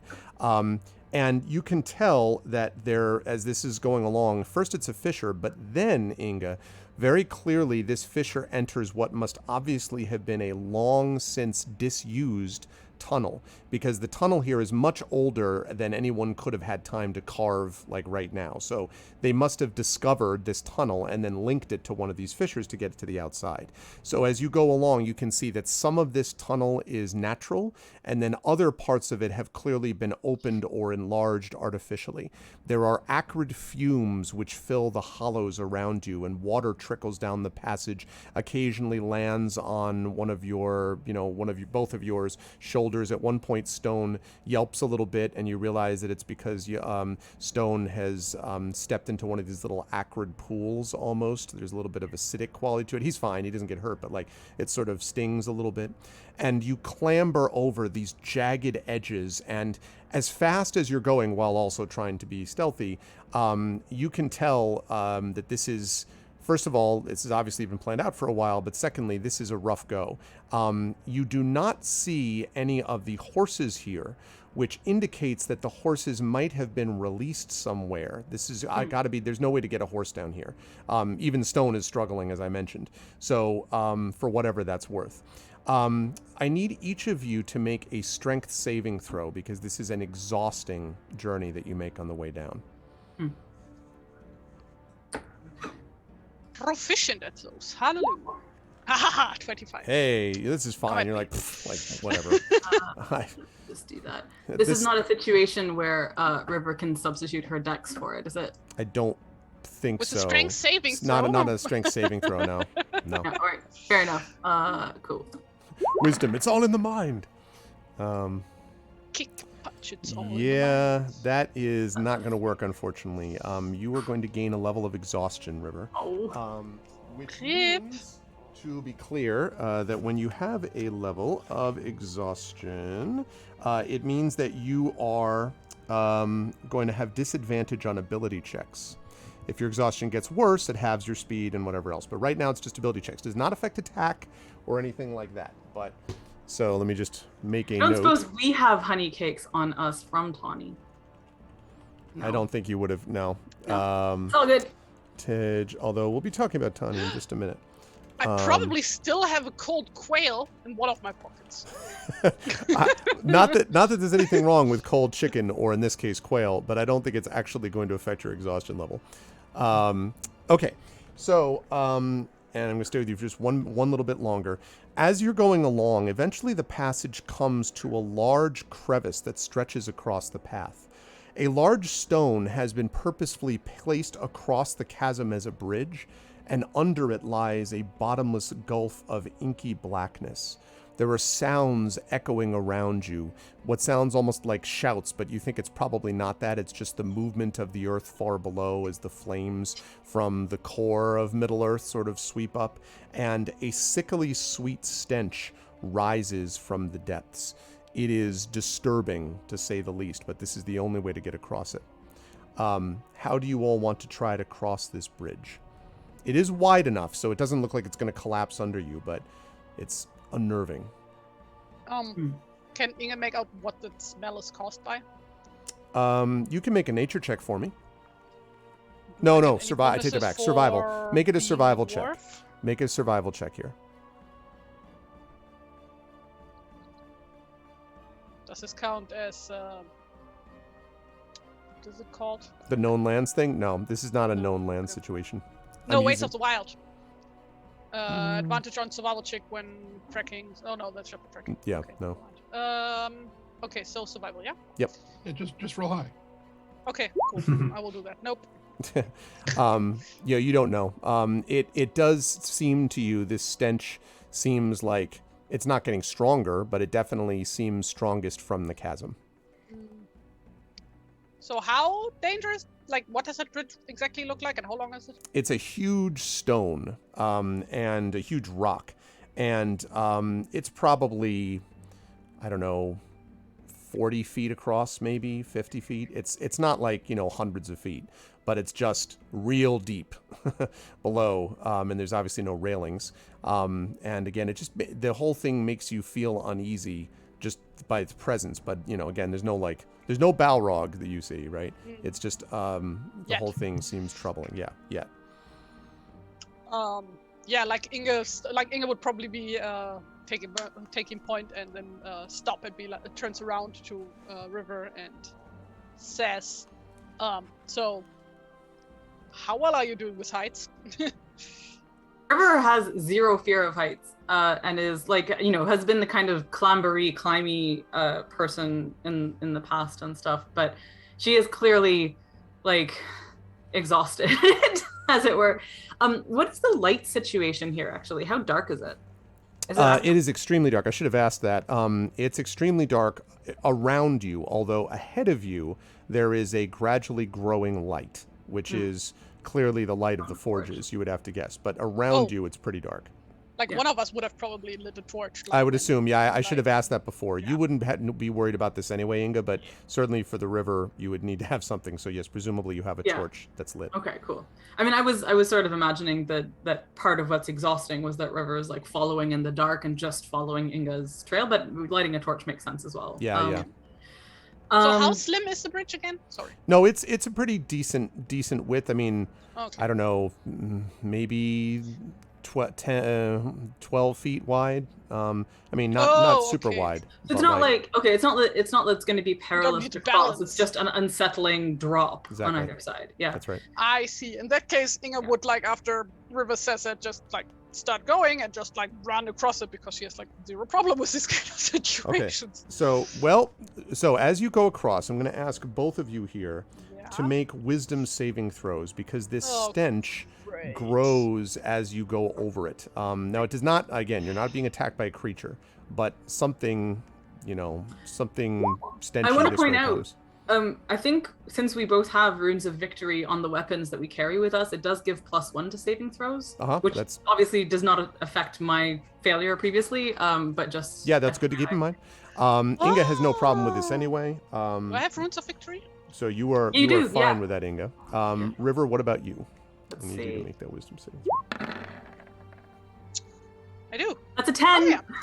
Okay, it's a good thing. That is just enough. When you go across River, you feel this terrible, terrible pull of the darkness below you. There's a moment where you grew up and spent your time in the outdoors under the sky, and the idea that, of course, you love Inga and you love, you respect the dwarves and love the dwarves, but the idea that someone could spend their time here and not see the sun in this way, and the thought of the creatures that may have fallen from this bridge almost threatens to overwhelm you. But you pass over it to the other side, kind of like, one of those deals. Can I just say how much I love the fact that it is a dwarven rune inscription on her item that has helped her overcome this? I think that's super great. That was huge. Yeah, no doubt. Okay. I almost never do this, but I'll say that if you had failed that, you would have been made miserable. That's an actual condition, and a miserable condition means you have disadvantage on attack rolls and automatically fail charisma checks. Oh my god! That would have been bad. Isn't that what happens when you are overwhelmed by shadow? Yes. The difference is that it's hard to get out of it with shadow, whereas this one you could have done other things. But anyway. Oh my god. Nonetheless. Okay. Now we're going to jump back to, as you cross and head further into the tunnel, we're going to come back to Tani and Bolo, for those of you in chat wondering what happened to them. And it's a good place to reset for a moment and say you're watching day 22 of Adventures in Middle-earth, Erebor Adventures, the Of Hammers and Anvils subpart with, as always, Trendane, Brad, Terry, and Amel. And now we leave Inga and the River momentarily behind as we return to Bolo and Tani. Bolo, you are top speed with Tani, behind trying to go along. When I want both you and Tani to make a perception check for me, please. Okay. Confirming that exhaustion and misery are real conditions. Oh, yeah. Yeah. I think sometimes people are just like, oh, yeah, I was exhausted. I'm like, no. Do you know what it means to really be exhausted? Because... Okay, Tani with a 16. One second. I was just looking over my abilities, and when I have to make a perception check, I can use... I think I rolled if I'm reading this right, the passive perception and an ability check, and I take the higher of either. This is not a trap, though. Oh, okay. All right. Not a trap.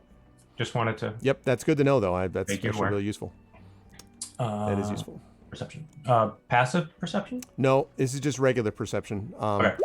I usually tell you stuff that you see if your passive perception is dealt with. So, okay. I think that actually, interestingly, Bolo, you were very sort of fixated on I've got to stay on this horse at all costs, and like but Tani, in the distance ahead of you, you see what the gradually, even in the dark, I mean, there's very little light, but still there's a looming darkness within the darkness that you know is the Lonely Mountain. But you can see a sparkling, looking like almost flaming light, like a little pinpoint light that looks as if it's near the base of the mountain. And it stands out because it's the only thing alit that's there. So, that's the deal with that. Now, you can try to call out to Bolo if you wish. Although you're some distance, you could be like, do you see that? If you want. I'm not leaving Tani behind, by the way. I figured. Maybe riding ahead a little bit, but I'll... He's just running in circles around me. Can you do this? Okay. So yeah, that's true. So you could definitely probably call out, I think, to Bolo if you want to, Tani. Do I, in fact? Well, now what I'm trying to decide is because Tawny hasn't really been here all that much, so he doesn't know what's normal and what's not. Mm-hmm. So he's weighing whether that is a normal thing to be out there. I mean, under the circumstances, we can't presume that anything is normal. So yeah, he is going to call out, which sounds like as he's doing the thing. So it's this weird oscillating from behind you. You hear that, Bolo? I'll turn, I'll circle back. And it's kind of this is worse than running. That light over there, I don't know what that is. I mean, I don't know if it's supposed to be there or not, but there's only one of them. Curious. Yeah, now that it's pointed out to you, Bolo, and I think the night vision actually helps a little bit here, you can see that it's absolutely something which is flaming. Something has been set alight down there. And it's not like something like a forest fire. Something has deliberately been lit. I would note that most light sources at night are flame. Right. So that's right. But the idea is that it's not an enclave or a collection of torches or it's a solo thing that's been lit. And we're aware that we're not near like the entrance.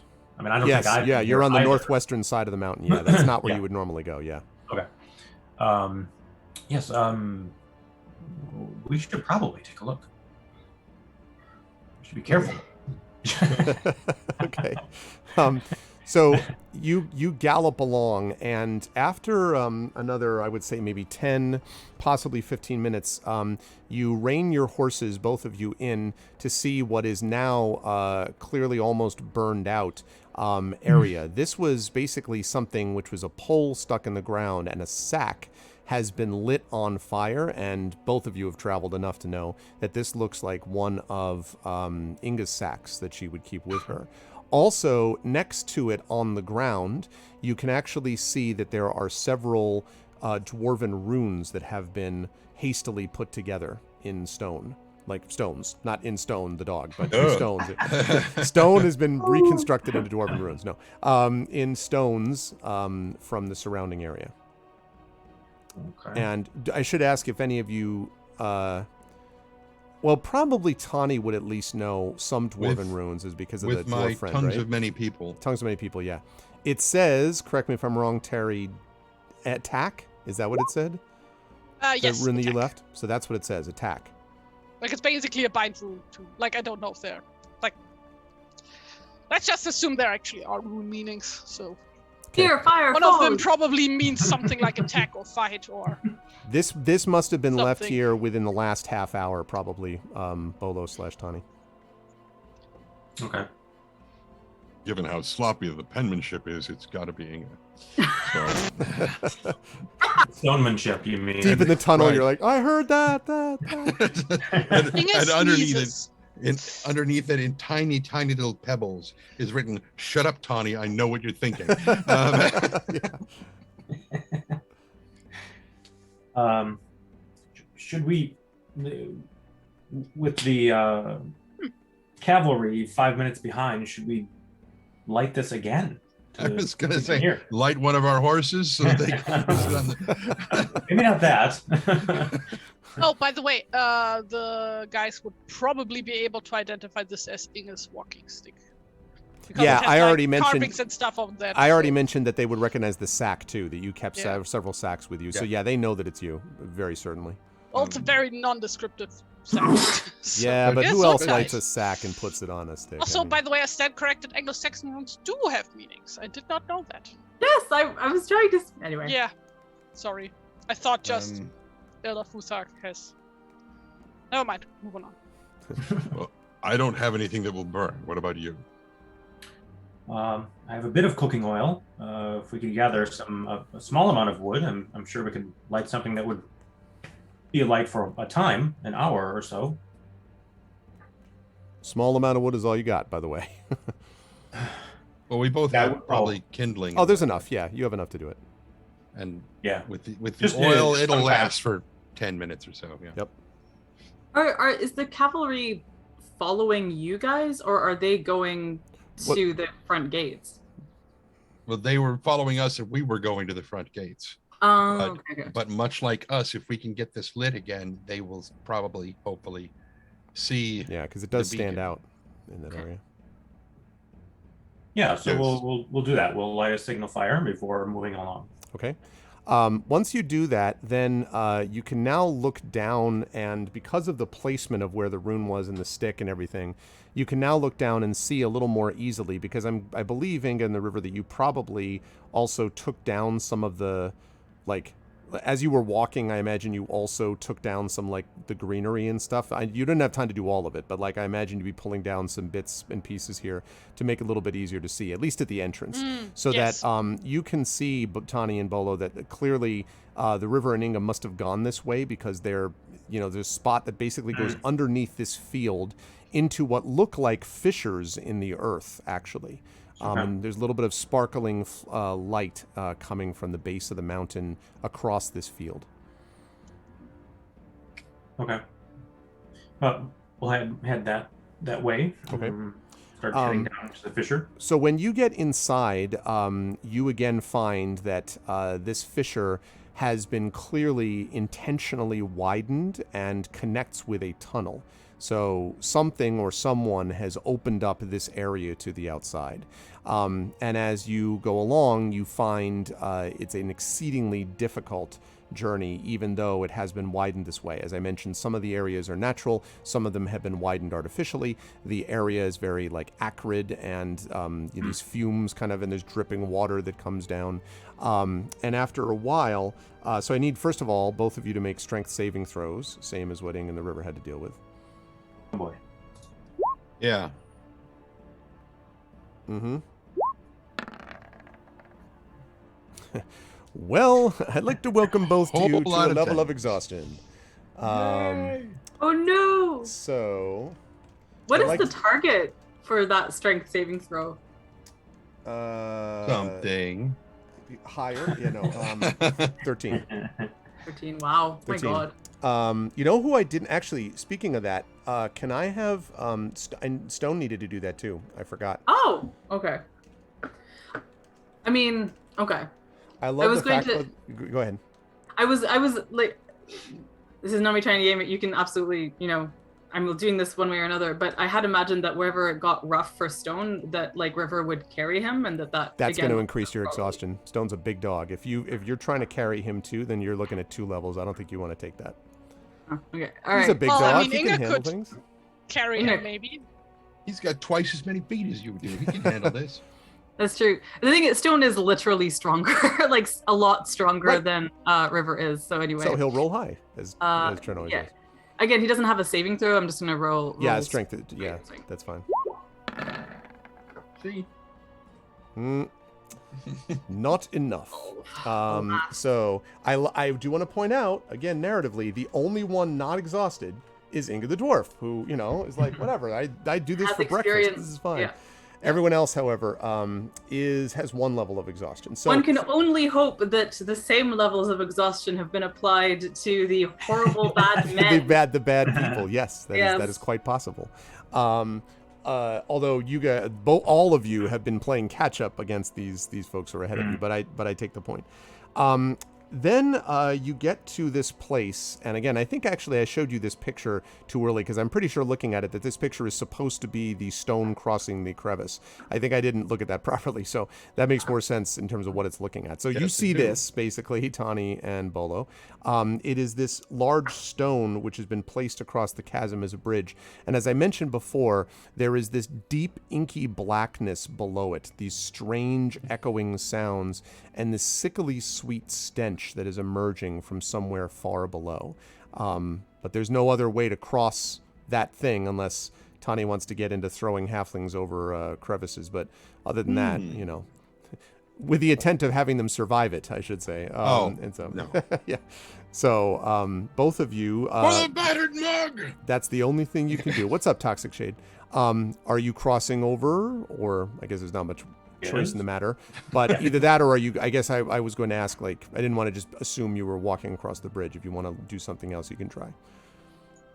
No, I'm ready to head over. Okay, Trying to so I'll catch up. need both of you to make those checks as well. Wisdom saving throws, these are. Out of curiosity, Sure. could someone like literally just plug their nose as they were crossing in order? That to... would help with the stench, but not with the other effect of it. Not with the other effect. Yeah. In fact, River, you didn't mention this specifically. There's a faint hint of shadow here. There are deep things below the earth that call upon the shadow that are not just the enemies that walk above it. The dwarves mine too greedily and too deep, right? Right. So, okay, so wisdom Not saving from throws. mine. He called it a mine. All right, Tani and Bolo. Would this one help me here? No, that is not corruption. Alright. Although that is helpful to know. If I was giving you shadow points, maybe, but that's not what this is.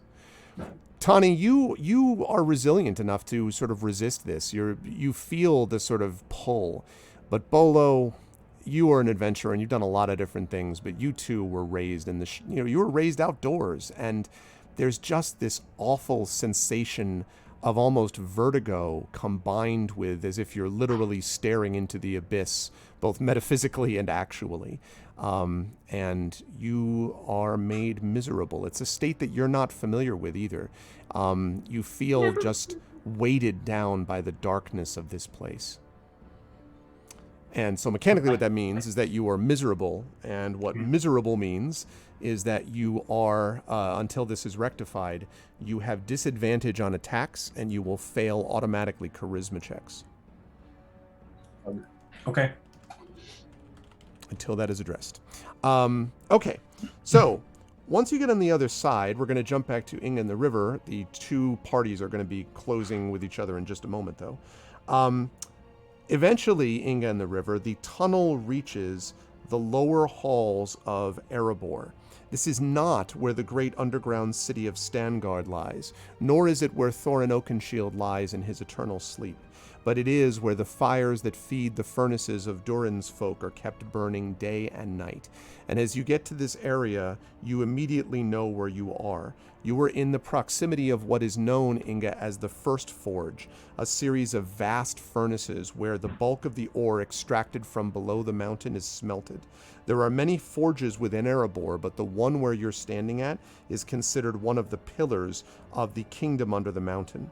And down here, the toil of the constant, this thing I was doing, that sound of the clanging and creatures yelling at each other to be heard over the din. This is not something like you can hear each other standing right next to each other, but down below, if you get separated even by like 100 feet, going, hey, do this, is going to be completely drowned out by the sound of, it's like being in a car garage as your car's being worked on. It's impossible to hear down there. And when you are where you're actually there, you can see that there are a couple of things. Inga, actually, make a perception check, and I'll let you know what it is that you see and don't see. Should I also do this? No, well, I don't know. Not yet. This is for Inga specifically. Okay. So something, Inga, seems strange to you about these forges in that, you've been down here obviously multiple times, but something seems off. You can't exactly put your finger on what.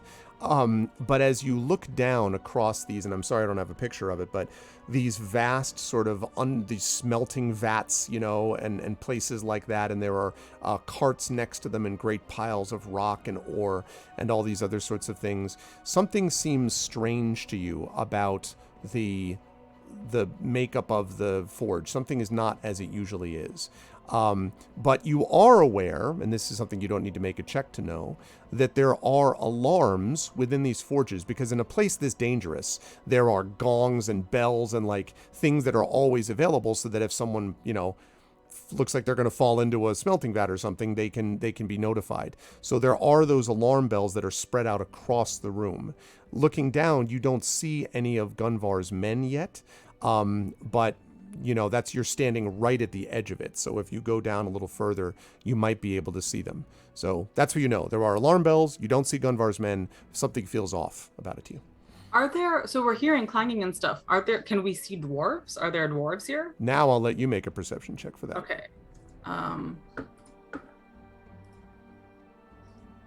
Is this at disadvantage?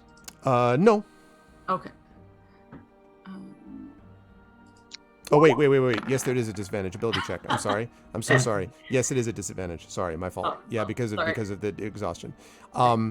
You don't know, River, there are these weird little black clouds of smoke that are covering over portions of the forge, which you kind of assume are just like, it's a forge, so like that's what's going to happen.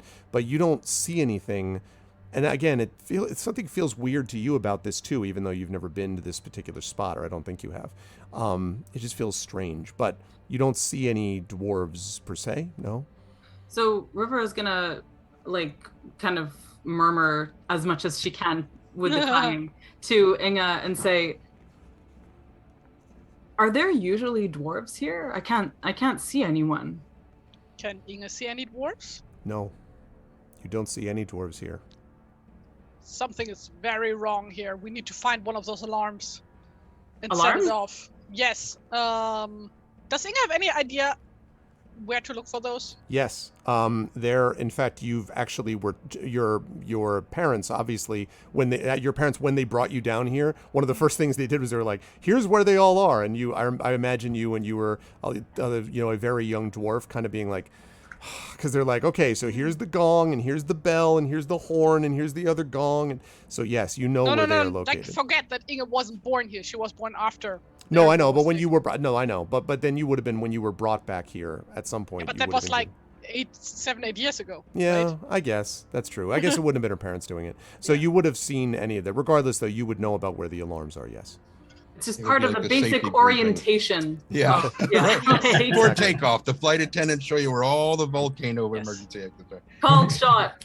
The alarms have been disabled. Anyway, let's see. Yeah, I figure. That's my thought too. Inga would make a beeline for where she assumes the next alarm is supposed to be. As you do that, Inga and the River, I would like you both to make perception checks. I'd like the same thing from Tani and Bolo, please. That means those of you with exhaustion, so we're talking Bolo and River, are doing this at disadvantage. All right. I don't suppose I get advantage, do I? Not advantage, no. And is this a more dangerous-y one? No, this is not about traps. Still. Okay. Nope. Let's just roll high. Okay. So Hey! it's not, yeah.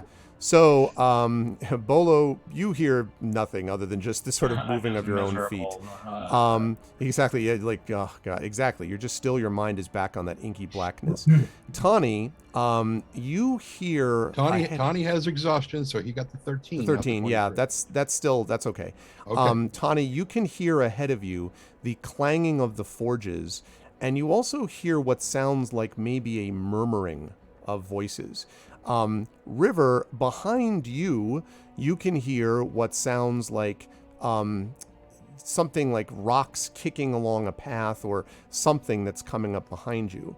And Inga, you listening behind can hear this murmur of voices and kicking of sounds, and it sounds like occasionally you hear, oh, I just drove it, and it sounds a little bit like Tawny's voice. So you think you hear Tawny. Bolo, you don't hear anything. Tawny, you hear a murmur of voices in front of you, and River, you hear the sound of kicked stone and something behind you. I'm assuming River. Pretty close, 100 feet, 200 feet. It's a little hard to tell with the acoustics of the tunnel, but whoever it is whoever it is going to be on you. Or, well, you know it's Tawny. They're likely to arrive there soon because the voices are getting louder. River just like instinctively like brandishes her axes, like ready to like attack. Yeah, Inga just stands there with her axe on her shoulder. Is like, I think the guys have caught up with us. Tawny, are you doing anything with that knowledge or not? The Inga's standing there like that. I don't see them yet. You don't see them yet, right? But you heard the murmuring of voices that I mentioned. But I couldn't tell who it was. I'm sorry? Could I tell who it was? No. Okay, that's why I was asking. I didn't know if it was something where you were gonna. And thank you for the resub, Polar. Good to see you, man. Thank you so much for the tier 1 sub.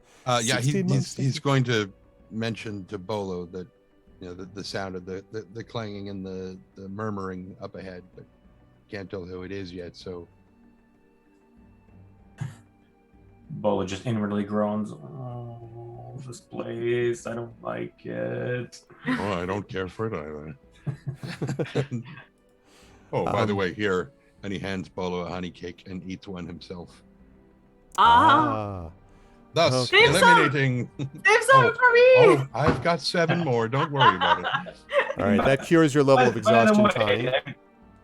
All right, so we're coming close to the end. Now that we're talking about food, I meant to mention this last time. On the last fellowship phase, I had upgraded Flank Seer, right? And I had the ability to like make these cakes that gave people something. I would have used it at some point and sort of distributed them to the group, you know, so everybody has a whatever it is. Right. I forget what it does. Do you recall? I'd have to double check. I think you tried not to overlap with Tawny because his honey cakes resolve. I think probably I'm guessing those cakes maybe gave like temporary hit points or something like that. I need to double check again though. I don't honestly remember, Brad, to be honest with you. Yeah. I don't. The reason I'm mentioning it is because this this misery thing would make me think about that, and if that would help me and the group, who I would suspect everybody is suffering from the same thing at this point, I would probably use them at the, you know. I would think so. The only thing I would say about Flank Seer though is that this is the kind of thing that you can cook and make at the time. The thing about Tawny's honey cakes is that they are like lembas, can be kept for long periods. I don't know whether Flank Seer's stuff is stuff that I always imagined it as like, I use Flank Seer when we're taking a rest around a campfire, and then I give it to you, and it cures XYZ, not something that's necessarily for long, you know, usage. Okay. That is my thought of it. Like, you're not making jerky, if you know what I mean. So you could do something along the lines of good berries, where they just like last for 24 hours. That's true. Then that would be fine. Yeah, I think that's fine. The thing that other character that I do, Tanton, yeah. his because of his proficiency with cooking utensils, he can make those snacks that give temporary. That's what was making me think of what we did for you, Brad, but I'm not sure. But the individual snacks only last for 8 hours, but once you eat them, the temporary hit points last until your next long rest. Yeah. So we'll go back and take a look at it, but I think it's probably something like that, because we didn't want to overlap. We don't have to worry about it either. I just want it to be something that's useful. Yeah, no, of course. You know? You are eating what he gave you, Bolo, having said that? Yep. Okay, so that cures everyone's, your level of exhaustion, and Bolo's level of exhaustion. Okay. And now you emerge in view of your companions. So Tani and Bolo, you see Inga with looking concerned with an axe over her shoulder. You see the river with both axes drawn. The two of you, Inga and the river, see Tani and Bolo looking a little bit tired. And in particular, Bolo looks really downcast, like not at all like his usual self. And you may now speak to each other as you wish. Just one mechanical thing. River, Stone. So Bolo's still miserable, and River and Stone both have one level of exhaustion still, just so we know. Yeah. River lowers her axes and looks just like immensely relieved to see both of you, and then almost as immediately quite concerned looking at Bolo, and just kind of looks from Tawny to Bolo and like, Bolo, are you all right? What happened? I don't know. There's just something about this place. Can't you feel it? I'm yes, I can feel it. I'm kind of curled up a little bit, like I have the flu, like almost shivering a little bit. Should they make perception checks about this area? Well, right now they're talking to you. They'll be able to tell me when they want to be like, okay, now I look out. Or you can say to them, hey, look, and then that would trigger too. Listen, we have no time to waste. We need to set off an alarm. All right. Tawny, do you have any honey cakes? I'm so tired. Well, bam. Stone is like, oh. Like River will none for you. And he shoves honey cake. River shares hers with Stone and just like basically hugs Tawny. Like just So, and I hate to be that guy. I am going to mechanically ask. Stone is going to need to have his own. You could mostly for you, River. Wabam instead of wabam. Wabam. Yeah, you got two. How many do you have left after you give all these out? Once I give these two out, I will have 5 more. How many of these do you make? I made 12. Okay. Good God. All They're right. very Cool. popular. Oh no, it's I'm listen, this is exactly why it's useful to have someone like Tawny the healer. I'm totally imagining that every single time that Bolo has been like lauded and praised for cooking at the Battered Mug, Tawny has been grumpily making a honey cake. Just accumulating them in the meantime. As Bolo is like kind of curled up, he's like, "Can I get the recipe?" It's not as good as an omelet, is it? Huh? Listen, we can chat about cooking later. We need to go. And like Inga starts making a beeline. Inga, as you turn around, you see something else now. Uh-oh. Billows of black smoke are beginning to rise from the forges. Is that normal? I think we just walked straight into a trap. I sense a call for initiative. Hold on a second. Let me get the turn order up. See, I was going to say. Oh yeah, click on your tokens. Okay. That now that all this was dealt with, that Tawny was going to start looking around and seeing no dwarves, was going to be like, then where's the clanging coming from? Was going to be the first words out of his mouth after that. Yep. So clicking. How again? The clicking. Click on your token, and then you roll for initiative. But token in the column or token at the bottom? On the map. On the map. Okay, there we go. Which should be up near Dale. Exactly. Oh, right, because our tokens are so teeny tiny. That's right. Yes, let me zoom in. Well, actually, you have to zoom in yourselves. Now that I think of it, it's not going to help you. Yeah, I can't seem to click my token on this map. Right here? I can just make a circle. Oh, I see. Yeah, that's because... Hold on a second. Where I've clicked my character, then where do I roll initiative? On your character sheet at the top center, it says Try now, initiative right above your hit points. Okay. Aha! There we go. Okay, and yeah, now to roll initiative. And we decided, I can't remember, does Stone get his own initiative or does he go on my turn? He goes on your turn. He'll go either Nice. like before or after you, but you need to decide like... Well, it doesn't really matter because you can decide either way.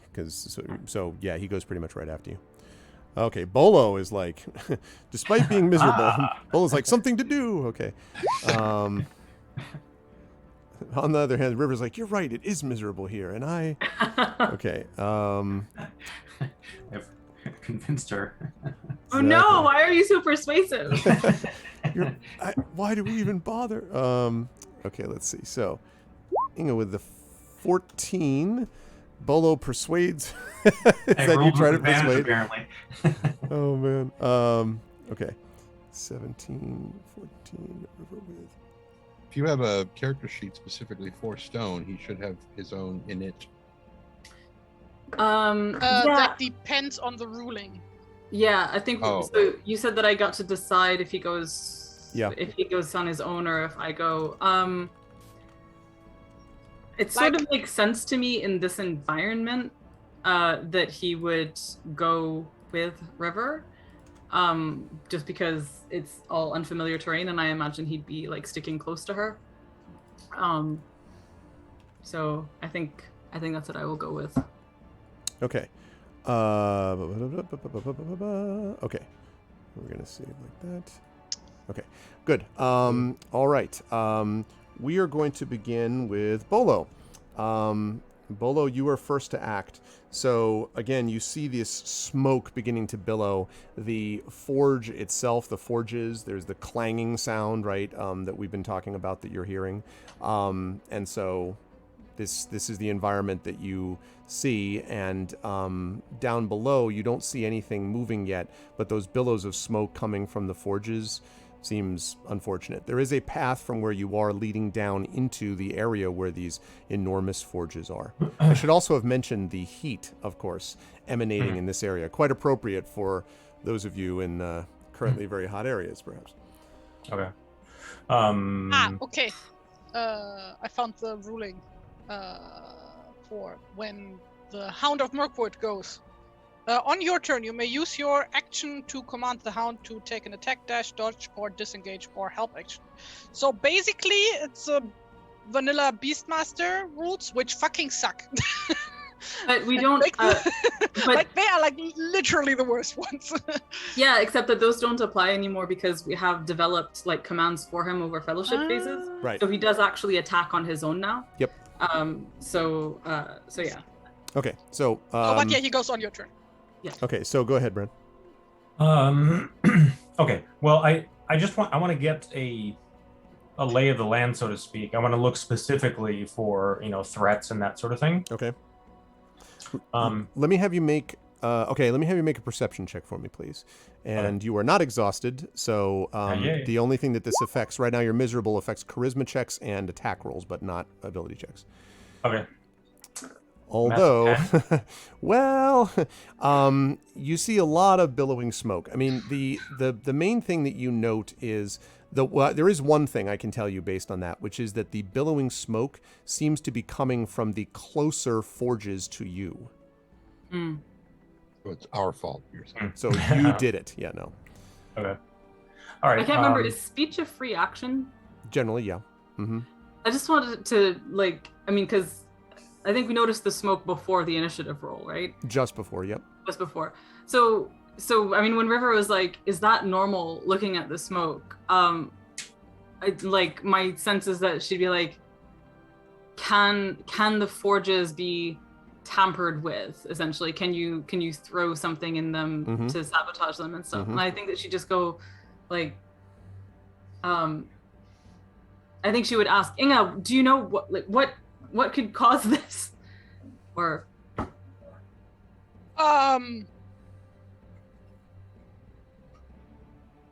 does Inga know?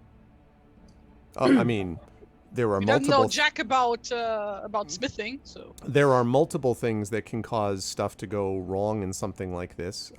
It is certainly possible to sabotage forges. That would be very bad, obviously, if that is what was going on. I guess I'm wondering, I'm just trying to throw that out there so that if Inga knows obvious things that neutralize the smoke, or that if there are some known. Oh no, not without getting down right next to them. So usually there would be probably air vents, right? Sure. But Inga assumes that these have probably been plugged so that the smoke stays in here. So how high is the ceiling here? I mean, the forge is a couple 100 feet. I mean, very large. Oh, okay. The forge is very big. The first Oh, forge so does especially. the smoke rise up or does it stay down? The smoke. Well, here I'm going to say that's as much as you can figure out. Remember, this is Bolo's turn. Yeah. So the only thing Oh, I'll okay. say is that this is Bolo's turn. But I'll just Okay. say that the smoke has started to billow. Whether it's going to go up or down, we don't know. So Bolo, your call. So describe again. How high are we? You are the just forges? emerged, looking out Yeah. at the room, and you are up basically on one edge of this enormous cavernous room where the forge is located, the various like smelting areas, and there's a path that leads down into the room proper, and it kind of curls back and forth. You're not like hundreds of feet up. It would probably take you.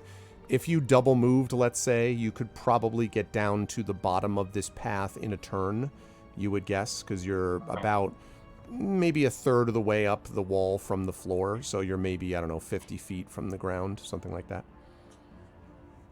And there's 5 of us. So, what I'd like to do, since I'm more of a stealthy sort of dude, is to get down to the bottom where I can actually use that, and then, I'm going to look for a place to hide, while the others presumably move forward. You can do that. I can be an agent sort of away from the group a little bit. So you can do that if you want to stay. So basically, you want to stay unseen as you go down. I'm going to ask you to make a stealth check.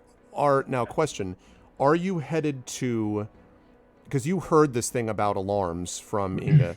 Are you headed to one of those alarms? Because that's a one, destination point you could go to. Thank you, Cookie. Yeah, I'll head towards one if I can reach it. I guess I will. Okay. Let me have you make a stealth check, please. And thank you so much, Cookie, for the 3 years of support. Wow, 36 months. Thanks, Cookie. Wow. I had advantage. Okay. Yeah, it's true. Let's see. So you, that gets you probably down to the ground, I would say, as you make your way down. But it doesn't get you to the alarm because you're trying to have to remain stealthy. Yeah. You can say, though, now that you're on the floor, a couple of things. First, you can see that the billowing clouds are indeed coming from the closest forge or two to you, which is what you had thought from up above. Okay. Secondly, down here, you're below the level of the smoke, so that's positive. And you can see there is the alarm that Inga pointed out is probably another maybe 30 feet from where you are. But you can't really make out what's going on near the alarm because there's a bunch of smoke sort of above it, so it's sort of hard to see. Right. And you'll need to make your way there. Okay. The important thing for you, though, is there are indeed people that you can now see, and they're not dwarves. And the sound of the clanging you hear seems to be the sound of these men who are, from what you can tell, swinging away with what looks like pickaxes and stuff like that on the edge of the forge. And you can see there's a bunch of stone which is already collapsed near one of those forges. And one last question before I think my turn is up. When we entered, I assume there was a certain smell in the air from the forges. Is there now a different smell that this smoke has been added, to the room, this billowing smoke? Or is it just a stronger smell that's sort of I the would same? say a stronger smell. Yeah. All right. Yes. All right. Yep. I'm done. Good. That's going to bring us down to Tani. You are up next. Well, without really being able to see what's causing what, and just hearing the clanging and the spreading of the smoke, Tani's basically just going to be like, what do the alarms look like and where are they? To Inga. Inga? Oh, sorry. I was looking at my character sheet. Can you repeat But that, your please? turn passes, and no, just kidding. And Tani gets no answer, and so the entire mountain burns to the ground, which, Cool. since it is the ground, is a long time. Yeah. No, he basically asked, what do the alarms look like and where are they located? Like, where yeah, is the like- nearest, pole? Yeah. Like there are gongs and bells, and like where would she assume the next one would be? Well, they're spaced out at somewhat regular intervals, but they look different. Some of them are gongs, some of them are bells. The closest one to you is a gong, Okay, yeah, Inga points at, like, can you see that one? not through the billowing smoke, but you can estimate okay. like it should be around there, type of Yeah. thing. Like, yeah, she like goes, yeah, it's like that way. All right, and Yeah. Tawny will start heading that direction. Okay. Are you trying to be, are you just running, or are you trying to avoid possible notice of your arrival? Sort of a mix. I mean, he's not full out running, but this situation does Light require jog. some, a moderate trot. Gotcha. Because so many horse, things today, it seems like trotting would be the right thing. So not trying to be too terribly stealthy, but definitely, action is called for with some measure of haste. So yeah. Okay. So that means that you're able to get down to the bottom of this path. You see Bolo already starting to make his way towards one of the... Do I? Well, yes, because he hasn't gone very far ahead of you yet. So you can just see him because he hasn't disappeared. You are also below the level of the smoke, although there is billowing smoke a little bit down here too, although it's light enough you can somewhat see. Things are obscured, though. I would like you to make a perception check, though, as you get down here. That's why it stinks. The trash truck is here. No, it's because you're in a forge. Oh, no. No, it's because Gunvar's nearby. That guy. Stinky Gunvar. Okay. Yeah, so you see Bolo moving towards it. There's something, the gong seems to, there doesn't seem to be anybody near it, so that's fine. But you do notice that there are other people. Just like Bolo, you can see that there are definitely people hammering away with, looks like pickaxes and stuff. A few of them, at least maybe 5 or 6 of them on this one forge nearby, and then there are other men further along down the line that then become obscured and you can't see anymore. They're definitely not dwarves that you can see. Okay, that brings us to... all right, I make note of that. And that brings us to Inga. You were up next. So what do you want to do? So where are we relative to where the noises are coming from? Of the pickaxes? The pickaxes are probably, I don't know, 125, 150 feet. You can't really make out any sound above, like that's the same clanging that I mentioned before, except now that you're listening, it actually doesn't sound as regular as you thought. It's not the clang, but it's more like clang, crack, crack, snap, crack. Like it's not the sort of hammering away as if to shape metal. Yeah, I guess Inga will try to make her way there. Okay, and that's down pretty much the same path. So, same question to you. Are you doing it stealthily, or are you doing it middle ground, or are you booking it? She is fucking dashing it. Okay. Oh! Wait. And who I have ability Dwarven for Dash. moving? When in the first forge, you can float across No. I have... Roll downhill. No, like that only works when there's an enemy like within 5 feet of me. So... What is it, though? What is the thing? I have like an ability that lets me move up to half my speed as a reaction when an enemy ends their turn within 5 feet of me. It's a good question, Triffid. Okay. I think the does not smoke is an provoke- enemy. And that doesn't provoke attacks of opportunity. That's true. So the smoke won't get an attack opportunity, River. See, that's how that Yes. works. Okay, you get all the way to the Yeah, but bottom, like that. and you again see Tawny next to you and Bolo moving off a little bit. I'm going to ask you to make a perception check down here as well, Inga. Now that you're below the smoke line. By the way, dashing for me is 50 feet. That's fine. That just gets you down. Perception. What's up, dude? Wow. Natural 20. Now you see 2 things. First of all, Inga, you see, well, more than 2 things, but 2 separate circumstances. The first circumstance is that there's lots of people, as I've noted, hammering away with pickaxes and the like, clearly trying to damage the forge, the one that's closest to you. There's multiple forges in here, but like the closest smelting vat basically to you, still about 100 feet from you. And there's many of them, probably 5 or 6, and there's men beyond them. These are all not dwarves, they're humans. In fact, you don't see any dwarves down here. And the humans are sort of hammering away. Through the smoke, you can see them doing this. The other thing is that the thing that Bolo's moving towards, the gong, you can see from your vantage point has been snapped in half. Something has broken it. Right. Has broken it without making a sound? Or it was broke it already before you broken, got there. It was probably. already All right. broken. Okay. And yes, it would have made a very loud sound if it had been broken. So, okay, that is going to lead us to the river. All right, River, you know the drill. You're the last person and the dog, of course, Stone, Yes. above you, above the smoke line. So, so there's, let me think. So there's smoke line. We're just seeing a lot of smoke coming. She's just gonna follow where everyone else has gone. Mm-hmm. Wait. Question though. We have been moving, but none of us have taken 2 actions. Doesn't Inga? No, you all have. Yeah. We all have done. So it takes like double move to get down there. Mostly, yeah. Yeah, that's what dashing is. Yeah, it's basically a double move. So that's basically you double moving all the way to the bottom, which everybody was able to do, and then gathered information based on their checks below the line. Okay, cool. All right. Anyway, no, I was misreading anyway. Just like, it's been so long since we've been in combat.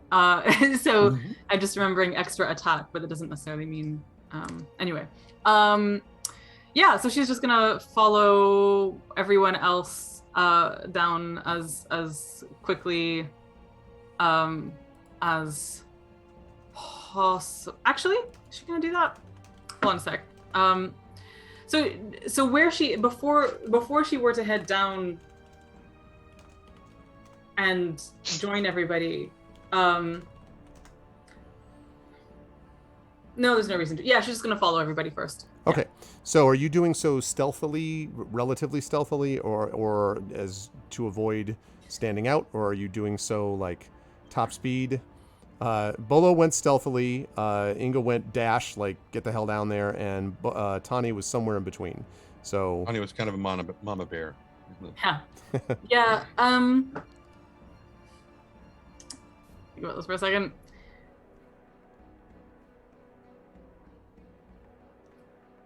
I think she'd basically be following Inga's lead as the person closest to her and stuff, so would be going down as quickly as possible. Okay. So once you get down to the bottom, I'm going to ask you to make that perception check also to see what you see.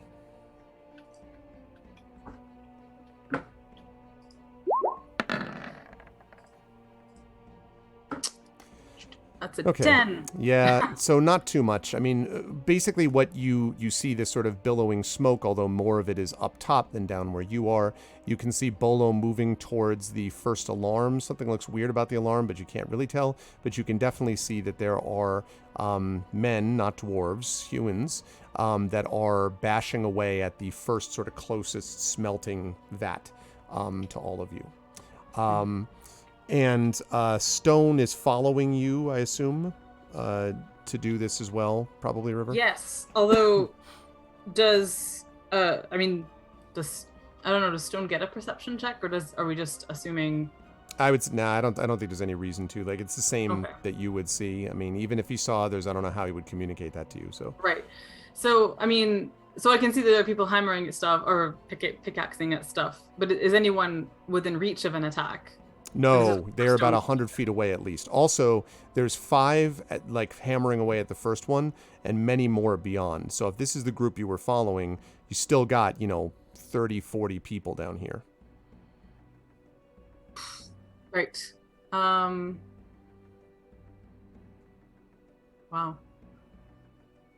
Okay. And is there a path? Can I see? Is there a path through here to another area, another chamber? There's a pretty large passageway, or I guess you could call it that, on the floor, and above you is where the smelting vats are, with stairs leading up, to get to each one. So there's multiple things down here. Yeah, there's a path that you could go to get to the other alarm/vats.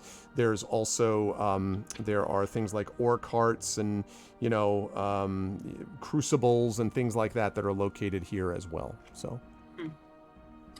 Okay. So I want to see if I can get one thing in for Brad, because I know Brad has to get out of here. So I want to get one thing for him, and then I'll come back to you if I need to. So let me jump back up to you, Bolo. I know you have to head out in a second. What do you want to do here? Because you're heading towards the thing. So if you want to finish your move towards the alarm, at the least, I assume. But I mean, correct me if I'm wrong.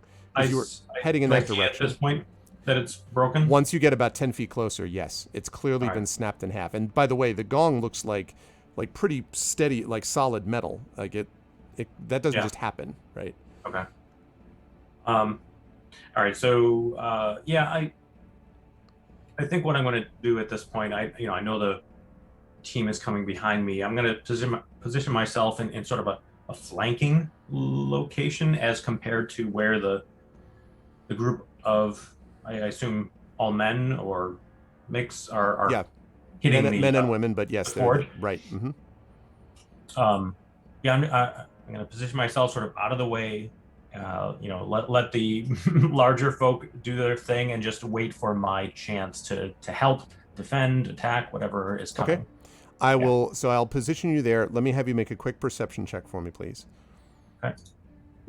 Good question, Live. Okay, so two things. One, you can notice that there are indeed, now that you're a little closer, 5 people working on this first one. But as you look further down, you can also see that there are multiple ones on other forges as well, or other smelting vats basically as well. And also a couple of people at the end who seem to be giving orders, although it's hard to tell for sure. But they seem to be making their way up, if you had to guess, to sort of like destroy, I don't know, if you had to guess, like sabotage these different things. Right. Also, from your vantage point, there is another what looks like a bell, fairly large one, that is beyond the men in the smelting vat, the 5 people that are there in the smelting vat, and before the next smelting vat. So it's about, I don't know what it would work out to, probably another 75, 100 feet away on the other side of the passageway where you're now standing. So you got the men in the smelting vat, you've got the the bell, and you've got more people down the way. Okay. All right.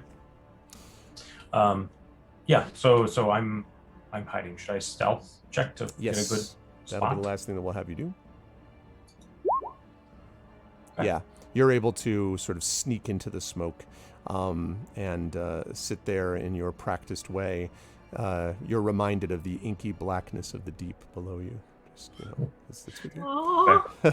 And Brad, I know you got to get going. You want to say anything to the fine people before you head out? Brad has to leave a little early today, but anything quick you want to mention? Yeah, so do check out a Kickstarter I'm part of, The King Must Fall by Grimdark Magazine. You can find that on Kickstarter. Search for The King Must Fall, pretty easy to find. And then I'll just put in one more plug for the final book coming up in the Shattered Sand series.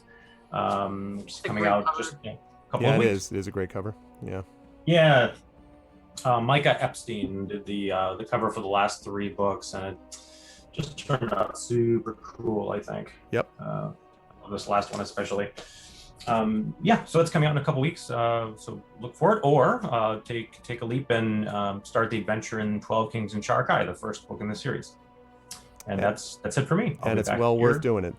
You'll be back here next month. Thank you, Brad. And do you have to take your camera off because you're doing the Zoom call, or? I do. Mm-hmm. Okay, that's fine. Then I'll just readjust. So, Jack, can we get some love for Brad? Thanks, Brad, and I will see you next month. All right, bye, everybody. Bye. Okay. Next month, which is 3 days away. It's 3 days away. I'll see you in 3 days now. So give me just 1 second, and I will get you all resorted. Okay. And actually, while I'm getting myself resorted, Tani, you can tell me, and I will try to pay attention to it, what it is that you would like to be... Oh, and I can't do that because he's not there. So we're just going to wait while I resort the windows. That's how this is all going to go down. We're just going to make that happen. Okay. Boy, I can't even imagine. My office is definitely warmer than it's set to be, and I can't even imagine what it would be like if I didn't have the AC set up in here. It would be a nightmare. Because it's 90... What are we at now? 91 degrees right now out Fahrenheit, so it would be hot. Outside it's nice and cool, but just outside, not in here. And I can't leave the window open while we're playing. Because of the noise? Yes. I see. Welcome to a Norwegian summer. 91 degrees? I thought you were cooler than that most of the time. They don't get Echo? nighttime in the summer. It's like stupid hot in like some parts, like Yeah, in the like- north, like during summer because it's just constant sunshine. It's a balmy 72 here right now, but it's very humid. It's like 83% humidity. Yeah.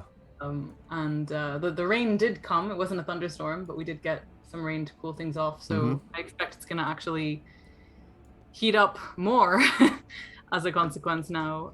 But we shall see. I think The lightning storm appeared to have just brushed by, didn't go right over. Sad. Sorry to disappoint you, although I'm glad that we didn't actually lose you because of a loss of power, so I guess there's that positive. That does not happen here. No, never? No. Like, that's something that only happens on TV, I think. Like, I don't know. In America, it's a regular fact of life, because who cares about infrastructure, right? Anyway, okay, Tani, you were up next. So Bolo has set himself. Tani, you are now down, looking across. You can see that Bolo has moved off to conceal himself somewhere in the smoke. And you are looking over at the, excuse me, the smoke-covered gong, basically. And then there are these people that I mentioned smashing away at the forges. Have I yet noticed that the gong is broken? I would make another perception check for me. Now that you're down here. 12. Possibly, if you moved towards it, maybe another 5-10 feet, you could probably tell that. So if you want to do that, you could. Yeah. So once you move like 10 feet closer to it, yeah, it's definitely broken, and like literally sheared off. Something, again, would not happen on its own. Well, that's not normal. Crap. All right, so let's see. What else can he perceive with that roll from here? The people, there are definitely, now that you're closer, there are at least 5 that I mentioned that are hammering away at that forge. They are of the same height as the people you saw back at Gunvar's estate. Further down the passageway, besides the, as I mentioned, ore carts and crucibles and things like that you would expect as part of a forge. What? I thought you said orc hearts. Yeah, the ore carts. I heard Uruk hearts the first time. Yeah, and there's also a bunch of Uruk carts. What? Okay. No, that isn't would make it a the little smoke early? black. A little early for them. little but early, yeah. Ore carts. Gotcha. Do you know how the ore carts came to be? When an ore cart and another ore cart love each other very much, then you end up They make with... they make an earth pod that just Then they go to a restaurant and order something from the menu, obviously. Oh, I see what you did there. It's cute. Sorry. Ore cart. Okay. right. So, Because if it was orc lightning. carts, that would explain why the smoke was so black. I was thinking they were throwing, car tires on there, but we don't have car tires right. here. So But- orc carts makes more sense. Now that you've actually asked that question, it allows me to tell you that as you look a little bit closer, you do see that there are several of these places where I mentioned these crucibles, right? These smaller areas where they would use to take like particularly larger pieces of ore, if you had to guess, and like kind of refine them further. I shouldn't say that. Not large pieces. Smaller pieces of ore that are still not yet small enough to be used in a weapon forge, an individual forge, and there are certain crucibles set along the way that are filled with some kind of extraordinarily hot flaming liquid of some kind. And you can see that several of those near you are the place where the smoke has come from, and you can see one person, one of presumably Gunvar's men, at each one of them that is basically like lifting and lowering a cloth so as to increase this smoke output. And they have not yet noticed us. None of them have noticed you. It's extremely loud in here, and they are busy doing their stuff. But Bolo also was very stealthy as he moved into position. Right. May come a point where they will see you. Okay. So Tawny is going to see if he can get into a spot where he can come up behind one of those people and not be in the line of sight of any of the other folks. That might be difficult because the crucible's not that far away from the smelting vat. I mean, you can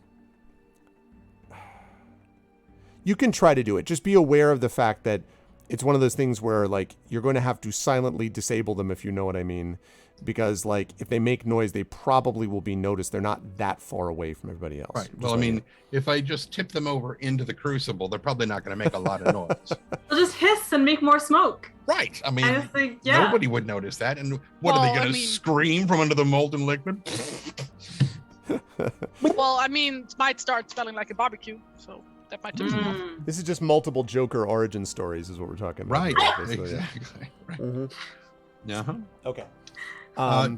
Alternatively, is there?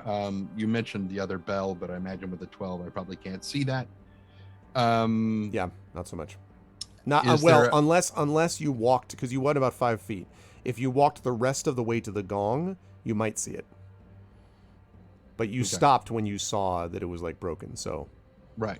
Then is there another exit near the gong? no. The only exit in quotes is down the way, like toward the passage where all the rest of the people are occupied and doing whatever the heck it is that they're doing. Okay. There are certainly nooks and crannies behind which people could duck, of course, but not any exits that you see. Okay. So then, yeah, he's gonna look back towards the ladies, and I don't know if you can see them.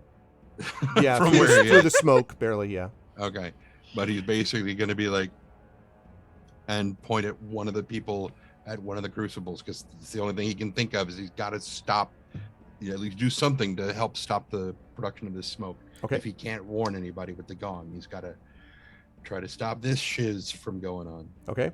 So you do that, and that gives you still an action. You used your move, like part of it. You waved back to Inga and the river, and now what? Because you technically could move the rest of the way. That's what I said. He's signaled to them what he's going to do, and Oh, he's and then he's making gonna his move the way rest of the way. towards Okay, one of those okay. people. Okay.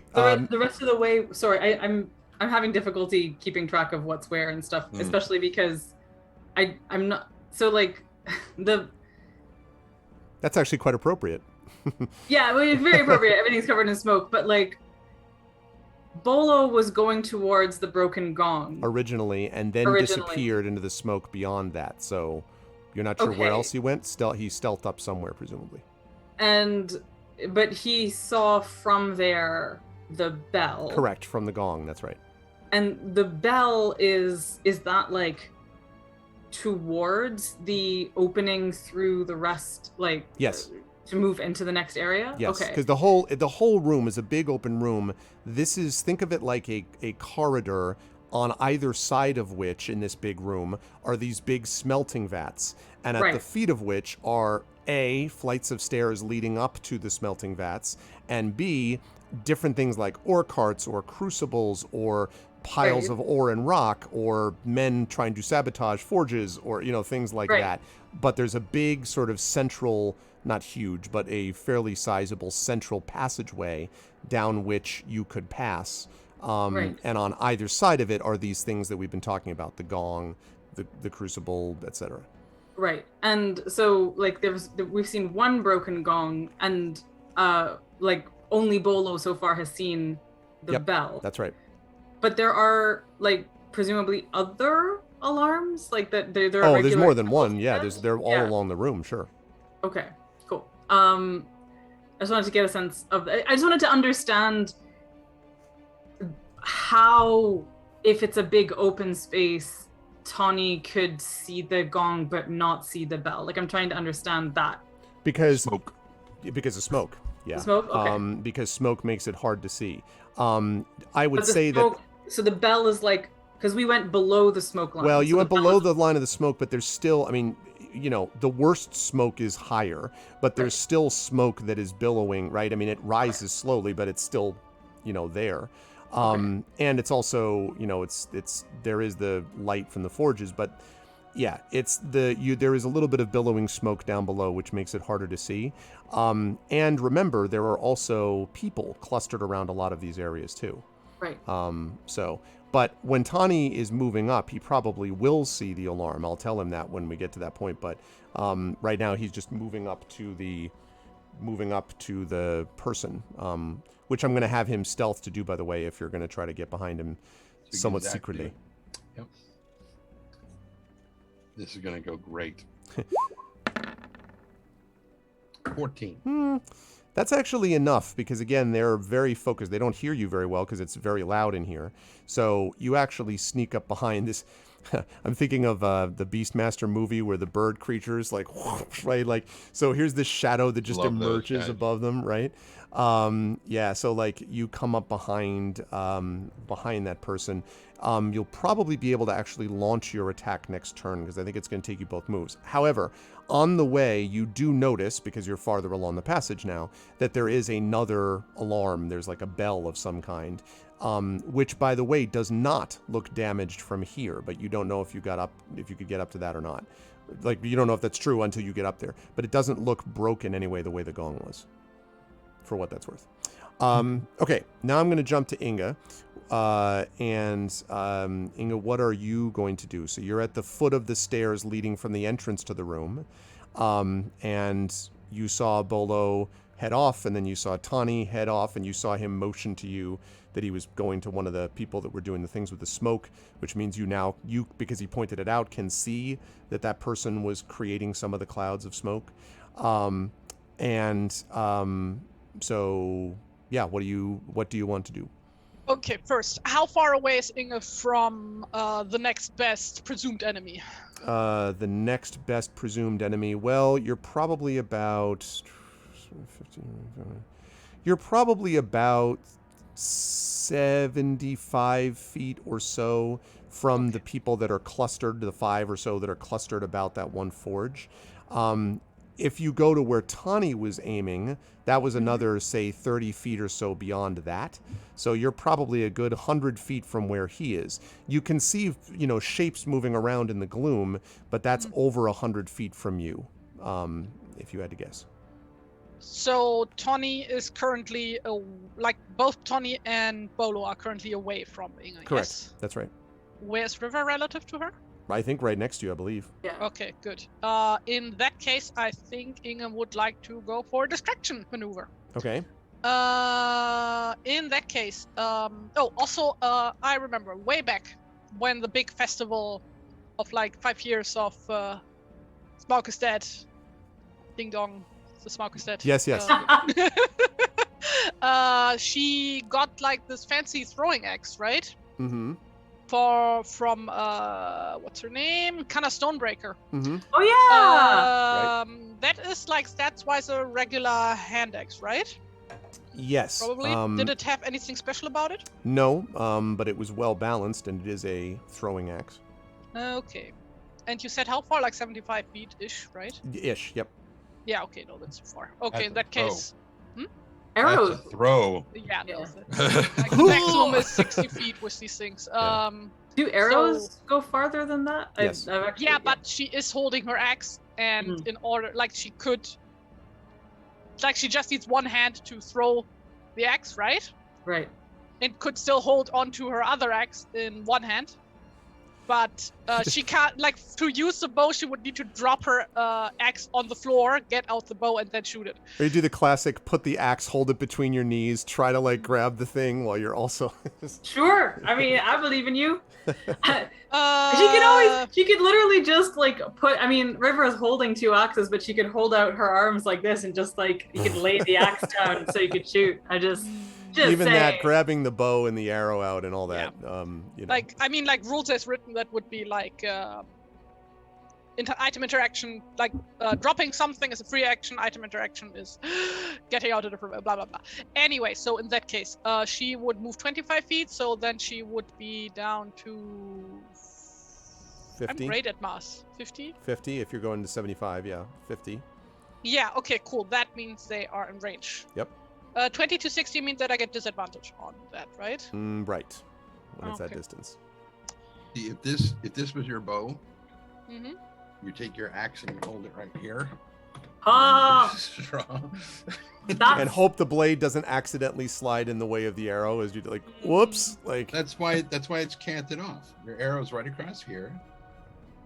I'm persuaded. Mm-hmm. I'm sure that wouldn't affect the balance of the bow, nor the vision of aiming at all. That this plastic axe is exactly the same weight. Well, I guess her point is to get their attention. to draw it away from Bolo and Tony. So Okay. it doesn't really matter if she actually hits. So yeah, I use my item interaction to get out my that hand axe, and I'm gonna throw it All right. at the next best. Go ahead and make an attack roll for me, please. Then. Wahoo! Yes, are gonna be doing this at disadvantage, don't as you mentioned. have that weapon in my stat block, so that would just be with my dex bonus, right? Yes, that's right. So I'm just gonna do a dex check at disadvantage, right?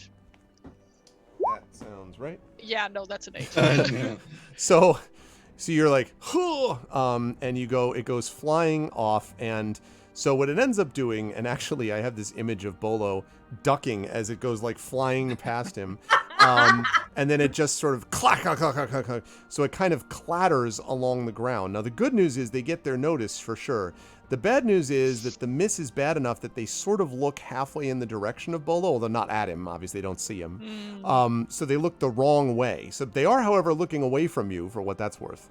And one of them's like, you can't hear what they say, but they like yell something at each other about maybe like, hey, or what the heck, or something like that.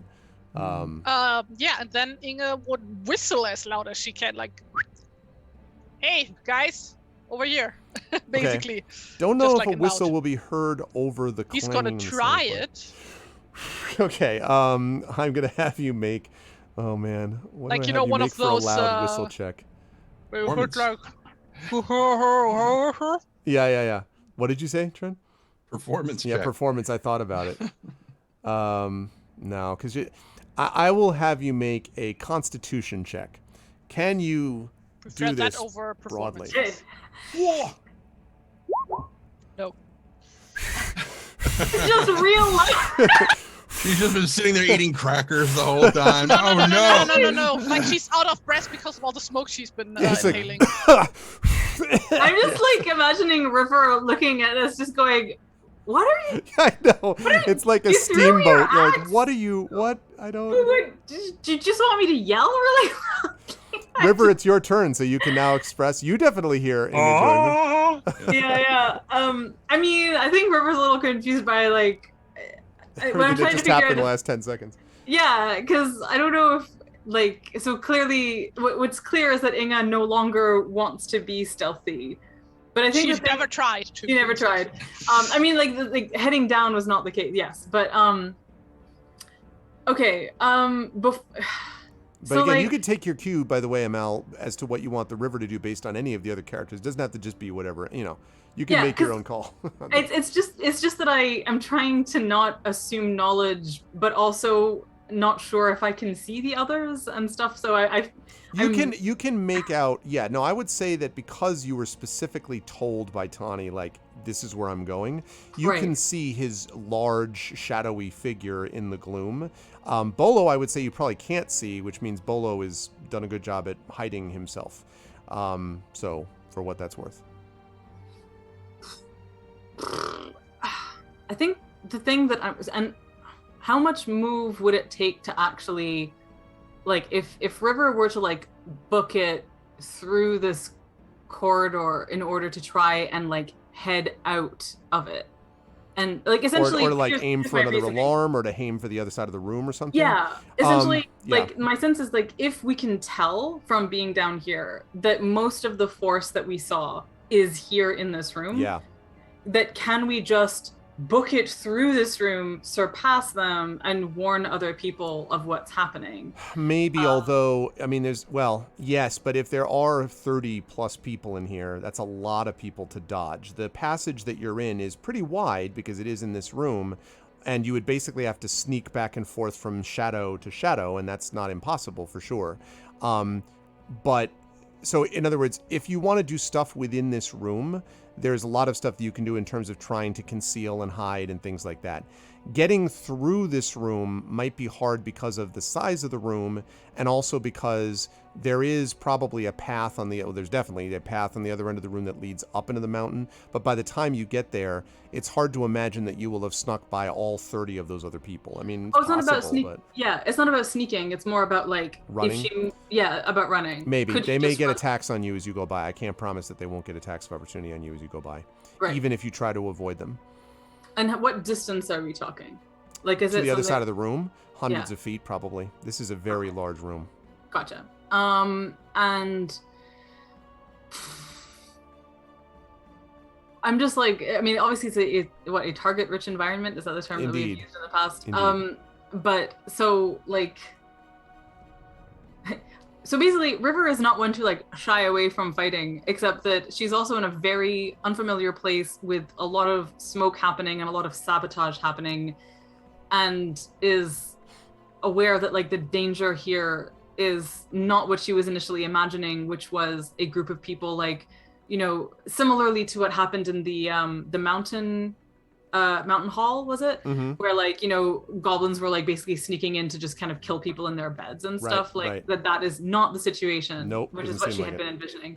This is much more of a let's blow up the mountain situation. Yeah. Is what it seems to be. So in that sense, like, her priority feels like it's shifting from attack these people and engage them and take them out versus get a warning off. Mm-hmm.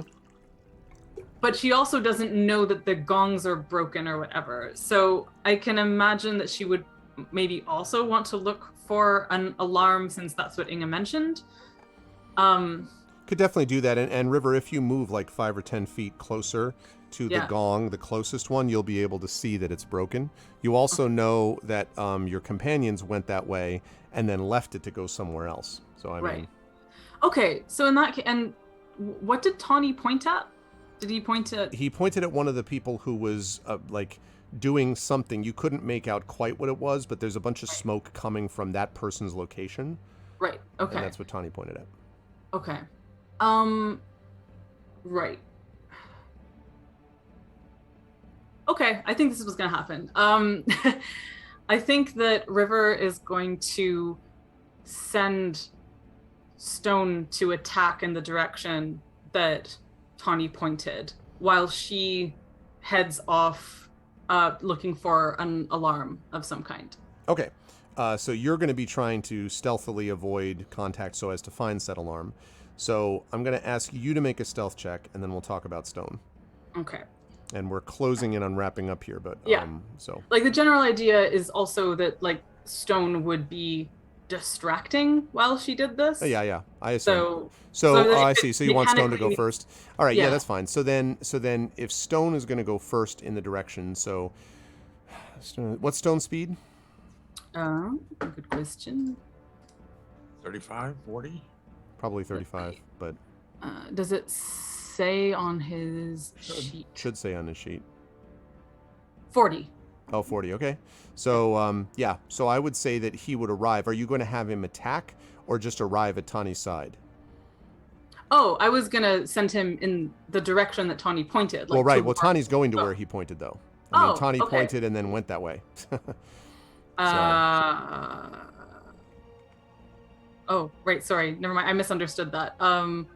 I think Arv did too. Tawny was pointing towards the other guys at the other crucibles.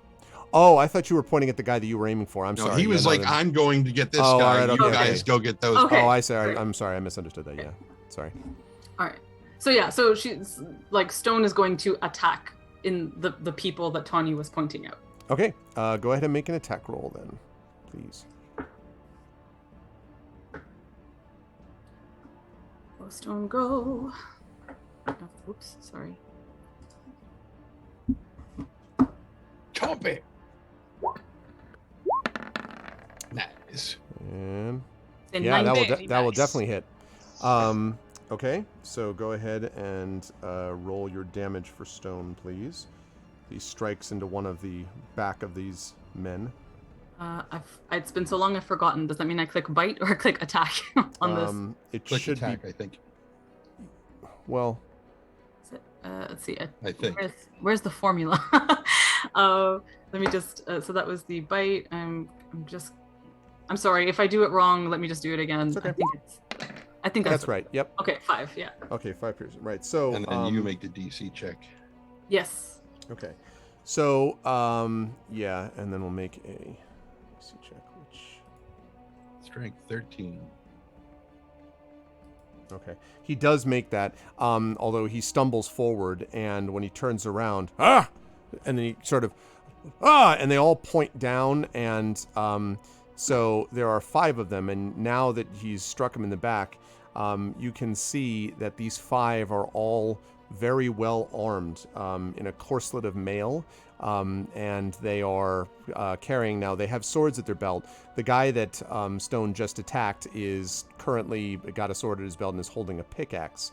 But they are now very much aware of what Stone is doing. They're, surrounding him basically. You, in the meantime, then are able to book off in the other direction. So I am going to have you make a stealth check, but it will be, I think we'll do this at advantage because they're distracted by Stone as you had hoped. Okay. So.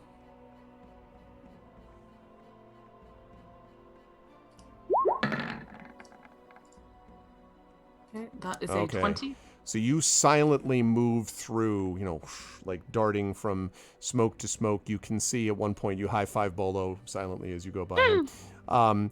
And you can see that Low there 5. is indeed another bell. What'd you say? What? Low 5. Low 5. Yeah, exactly. That's true. It would be a low 5. And you find yourself right near, if you wish to go there, on the other side of the passageway, past where the people that you just snuck by is a bell. So you're now in front of that, if you wish to be. Yes, want to ring this bell. So as you hit the bell, there is a gong, dong, dong, dong, dong that echoes through the chamber. And at first it's just one. And then you hear a shouting from farther down the hallway.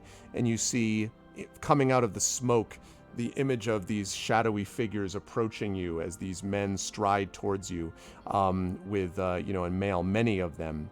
And yet behind them, in the hallways behind, you hear dong dong dong dong dong dong dong dong dong dong dong dong. The alarm has been taken up by others beyond this room.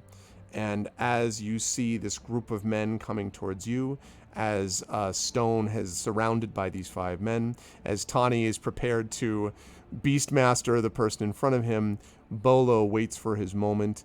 Inga, you hear that the dwarves have been warned, and then they will not, presumably, be idle. And that is where we will bring our session to a close. Yes! So, we'll see what happens when the dwarves, will it be in time? And what will happen to Stone with 5 people around him and all that. We will see what happens. He will get all the belly rubs. He will get all the belly rubs, right? They'll be like, wait, that's a dog. We can't attack that. Oh, you're right. We might as well just give up. And then he'll just flip over. And No! and they'll all be like, ooh. Yeah, exactly. It's gonna be like my old dog who was trained to play dead, but he was always so happy because he thought he was playing, so he would always wag his tail Yeah, while laying on his back. So we will see what happens. But I will would start need to at say the... ping, and then he would... That's really funny. Yeah, Yeah. Pretty much all my dogs have been like that too. So we will start at the bottom of the column as per usual. Amal, good stuff today. I really enjoyed the idea that the river crossed over, this chasm, felt it, and then was the first one to note Bolo's reaction, and almost like you had felt that misery sneaking upon you, but managed to ward it off barely, and Bolo clearly didn't. And that, I think, is going to be interesting to see how, you manage that as time goes forward. Plus, you all are in just like a war. You made it, but like, you're right. They are clearly, this is a bigger deal than just we're trying to kill some people in the mountain. They want us. They want to bring down the whole operation. And that's quite something. That's some serious ambition. How did you feel about today's session? What would lovely people say next?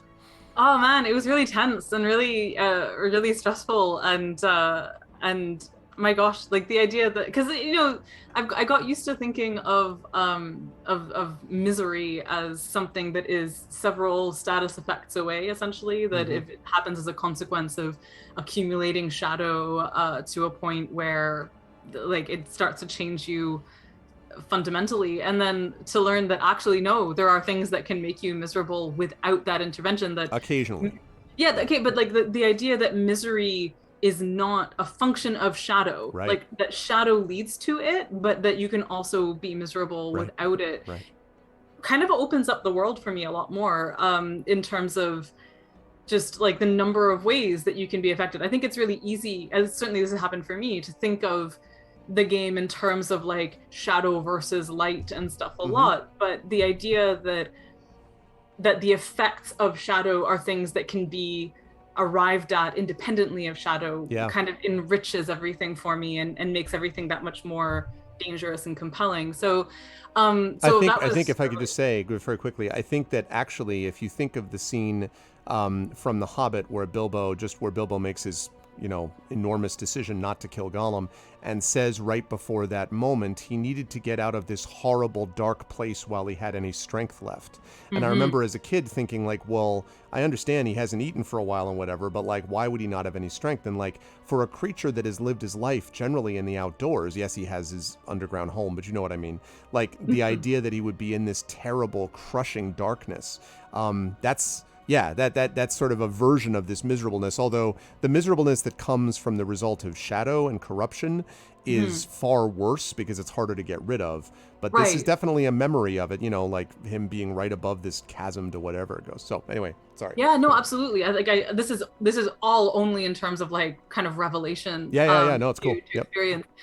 But so I really, and I thought it was really poignant to me as well that like the thing that enabled her to not succumb to that was a connection to dwarven culture, essentially. Like that was mechanically so beautiful, and I was so glad of that. And that Bolo isn't there yet, that everybody else has had, and so I don't know. There's to me a lot of the tension and poignancy of what's been going on is the fact that like this is Inga's like people and place, and we have been Inga's companions and friends for so long. And so, but it also means that like for River, being in the underside of a mountain is like the stuff of song and story. And I think that like getting to experience it like this and seeing wow, I am not suited to this environment at all is something that really brings that home too.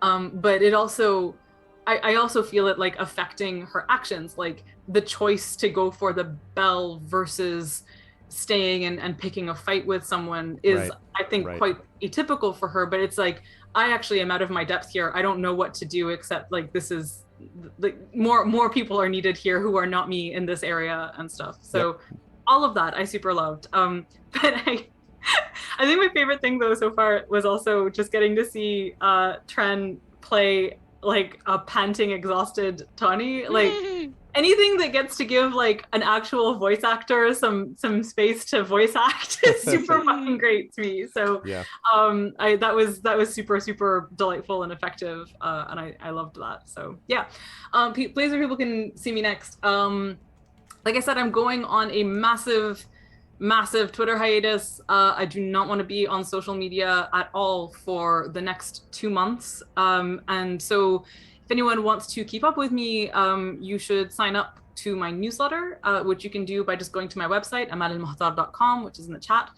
I'm going to be at ReaderCon virtually, which is happening in August. Me too. Hey, really? Hooray! Excellent. I'm on a story game narrative panel. I was like, that seems on brand. So yeah. I have totally forgotten what panel I am on. I think I'm on one or two. I can't remember them at all. But the way that ReaderCon works virtually is that when you get your ticket to it, it's basically, I think it's going to have Discord support as well as so basically it's I love ReaderCon. I'm used to going to it in person. It's one of my favorite cons for just talking to people about books and talking about writing and stuff. So since it is virtual, those of you who like can't get to it usually could get a tiny taste of it this way. So I highly recommend that. And other than that, I feel like there was something big and obvious that I am maybe forgetting, but mostly just sign up to my newsletter, stay up to date with things that I'm doing and secret things that I am writing and stuff. So that's mostly that. Yep. Good stuff. Thank you, Amal, as always. And no, sorry. There's one more thing. I am part of a Kickstarter for a gigantic, amazing tarot deck called the Literary Tarot. where basically what they've done, this wonderful organization called Brink Literary, which is a nonprofit dedicated to building literacy, basically in anywhere where like underserved with literacy.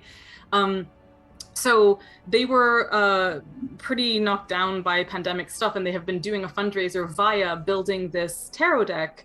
And what they've done is they've asked a bunch of creative people to pair a tarot card with a work of classic literature, and then gotten some really fantastic artists on board to illustrate that. So they asked me if I would pair something, and I paired The Star with Emily of New Moon by Lucy Maud Montgomery. Okay. And I've just seen like the thumbnail sketches and things of that. They look super beautiful. The Kickstarter is like 1,000,000% funded. It looks super great. I think they've got like 10,000 backers, but if you want a copy of this deck, I would highly suggest backing it and getting it, because it looks like it's going to be stunningly produced, like really beautiful stuff. And yeah, so I'll put a link to that somewhere. Yeah, that's exactly what I was about to say. Yep. Yeah, literary tarot, here it is. I'm just gonna drop it into the chat, and that's me. Sounds good. Thank you, Malin. Hey, Dragonspear. Yeah, again, I thought it was very interesting too, Terry, that again, Inga was the only one in a way who resisted a lot of the effects of all of this, like did not get exhaustion, did not have any problem with misery. It was just so perfectly, like, of course, why would, naturally, like dwarf, like, and it's the Erebor, like, of course. Yes. So it makes complete sense that was in that situation. And it's true as well that this is the kind of thing where you would be, I almost imagine it narratively as more likely to fight for your home, fight for and be like, hey, get the F away from my forges or whatever, as opposed to, wanting to kind of sneak to get to the next thing. So all of that, I think, made some sense. And I'm really curious to see how things kind of unfold with all that. How did you feel about today? Where would lovely folks find you next? That was excellent today. I'm very, very much looking forward to the next session. And I think the main drive for Inge behind like all of this is like mainly like that she takes like super fucking personal, that this is like a race issue. Like, I mean, why do I put air quotes? It's like literally a race issue.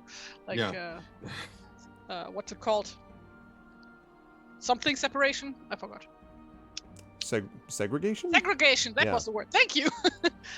So yeah, that is she ain't a fan of that. So yeah, she's like yeah, of course, like this is her home, but like she's like more at home on the road anyway. Mm-hmm. But like it's more like we've built like so much like by helping each other and interacting and stuff, and like so it's like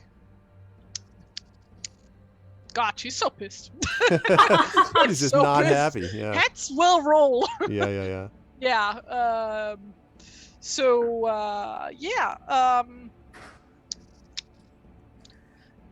These guys are in for a can of ass whooping.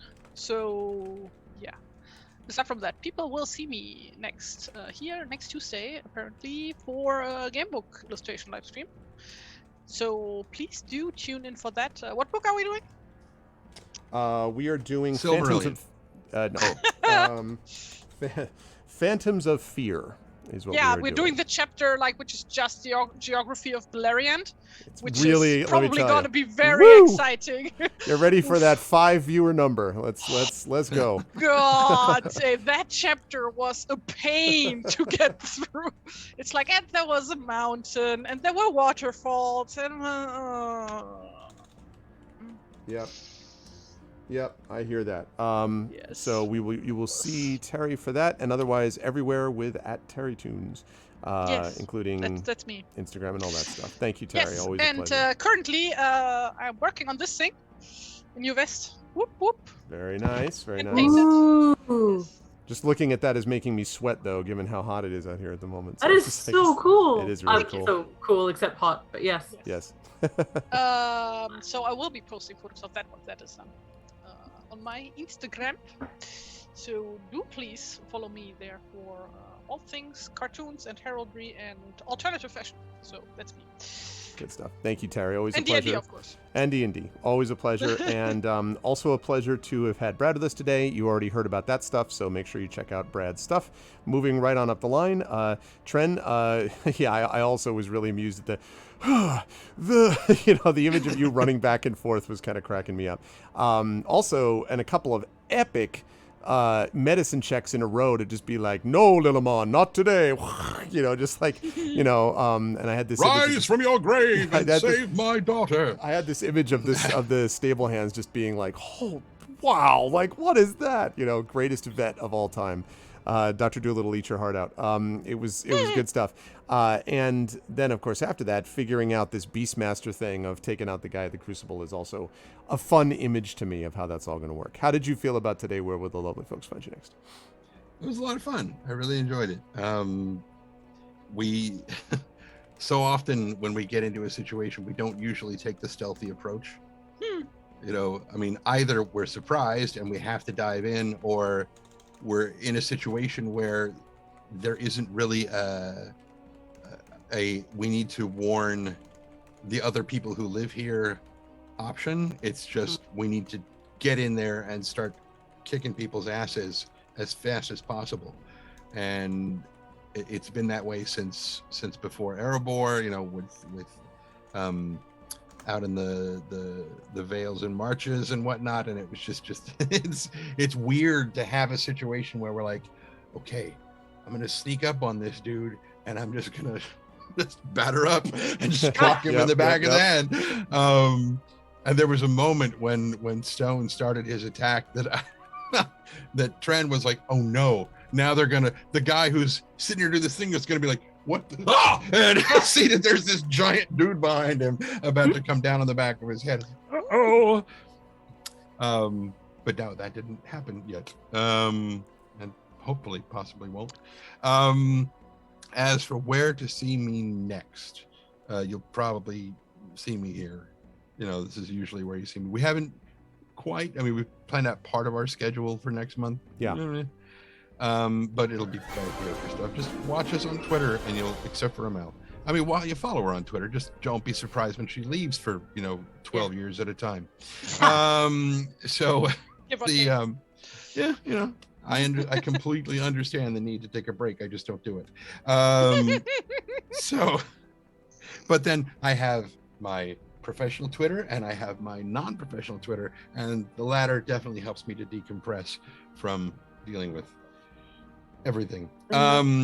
So where will people hear me though? There is the audiobook which just went live. There's the link to that in chat. Just this weekend, right? Just one. Yeah, this past weekend, and it was Saturday morning actually. And then at the end of July on the 29th, my next narration for the Escape Pod will go up. It seems like there was something else, and I can't think. If you're playing Solasta and you need advice on how to do it well, yeah, speak to this guy. I'm happy to help. We'll see how it goes. I've been playing a fair bit of it, and yeah, it's definitely a good game. I'm going to be getting into the modding aspect of it, because apparently there are quite a few, and some of them are different scenarios that people have made and whatnot. And it's going to be interesting. It's going to be good stuff. I am excited for it, and good stuff from all of the players today. So stay cool / and happy birthday, Matt Mercer, whatever, everybody. Happy birthday, Matt Mercer. Happy birthday, Matt Mercer. And actually, I was just about to say also, happy birthday and thank you to JLC, who has just subscribed to Tier 3 again, is now the year sub. Thank you, JLC, and happy birthday, and I hope everything, I hope you have a wonderful birthday. Thank you. And good stuff to all of my wonderful players. As always, I'm going to let you go because I got to get ready for my next one at the top of the hour. So thank you, as always, to Trending Sparks. Thank you to Brad Burlier. Thank you to Terry Tunes, and thank you to Amal Elmatar. Good stuff today, everybody. Chat, can we get some love for them? And players, I will see you soon. Bye. Bye for now. Bye, Con Diablo. All right. So that is going to do it for us here. And I'm going to have to go set up my fan because, like I said, it's brutal outside right now. And so it is hot. It's not overwhelming, impossible in this office, but I'm still sweating because it's like 93 outside. So even with that air conditioner on full blast, it's still warm in here. So I'm going to go set up my fan and do all that kind of good stuff. But that said, though, I hope you folks enjoyed it today. We're your fans. Don't you dare cheat on us with a fan. I hope everyone had a good time today as much as I did. I always really enjoy these sessions. This has been a great campaign, and I can't wait for more of it to appear in the not too distant future. So if you haven't already done so, please follow the channel. Please check out our YouTube with !ArvTube, Discord with !ArvCord, Twitter with !ArvTweets, website arvaneleron.com. Financially, !ArvShop is the merchandise area. !ArvTrayon is the Patreon. That really helps us. And of course, !ArvTrayon, and then of course subscribing to the channel is always appreciated, as several of you have done today. Thank you to everybody who subbed and resubbed. It really does make a difference, and I am most appreciative, so thank you.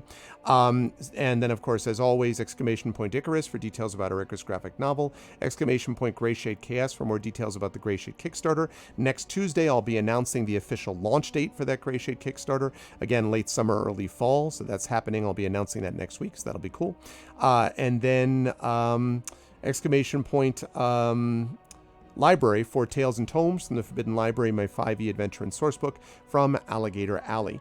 As always, BLM, Black Lives Matter, very important to affirm and assert the significance and importance of Black lives, and Help Now, which is the World Health Organization page on suicide prevention. Very important to reach out to others when you need help and to reach out to others when they need help as well. I want to thank everyone. No raid today because we're going to be over on GOG in about 20 minutes, but I want to thank all of the lovely people here. What's up, Gamermain?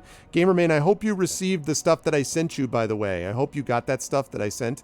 I think it was a CD or something like that from ArvCon, but good to see you, Gamermain. Thank you, as always, to my wonderful mods, Dragon Spear, Shadow Mage, Terry Tunes, Triffity Mats. Oh, I forgot about the schedule. I wanted to make a note about schedule. 4 p.m., Talisman Adventures. Tomorrow is not apparently now going to be Community D&D because it's had to be rescheduled, so that means that we're going to be off tomorrow. There may or may not be a bonus stream. I don't know. It depends on how things go. I'm not sure, but on Friday I'll be back definitely for Neverwinter Nights 2 back on this channel. But 4 p.m. we've got GOG going on as well. Cool. So, Dragon Spear, Shadow Mage, Terry Tunes, Triffity Mats, best mods in the business. Thank you so much. Subscribers, Dragon Spear, Shadow Mage, Terry Tunes, Triffity Mats, Echo Elf X5, Divinorium, JLC. Again, thanks for the sub today, JLC.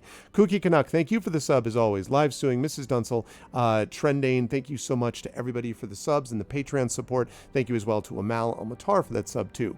Thank you to Acidaean, thank you to Brad, thank you to Ekeg, thank you to Elval Marinin, thank you to For the Win, thank you to Fury Fire, thank you to Glagroon, to Mouse, to Ms. Lenity, thank you to Nonstop, Omega Jep, Odakin, thank you to Odom Jin, thank you to Revenatar, thank you to Sad Girl, Tauntoms, Game Remain, TNS Mephiston, U Christensen, Uncle Ice, V&K Wenchkin, and Yamickle. Thanks all of you so much for being here, and thank you, a special thanks today to my players, to Trendane, to Brad, to Terry, and Amal for great work today, and there's going to be more fun where that came from next month.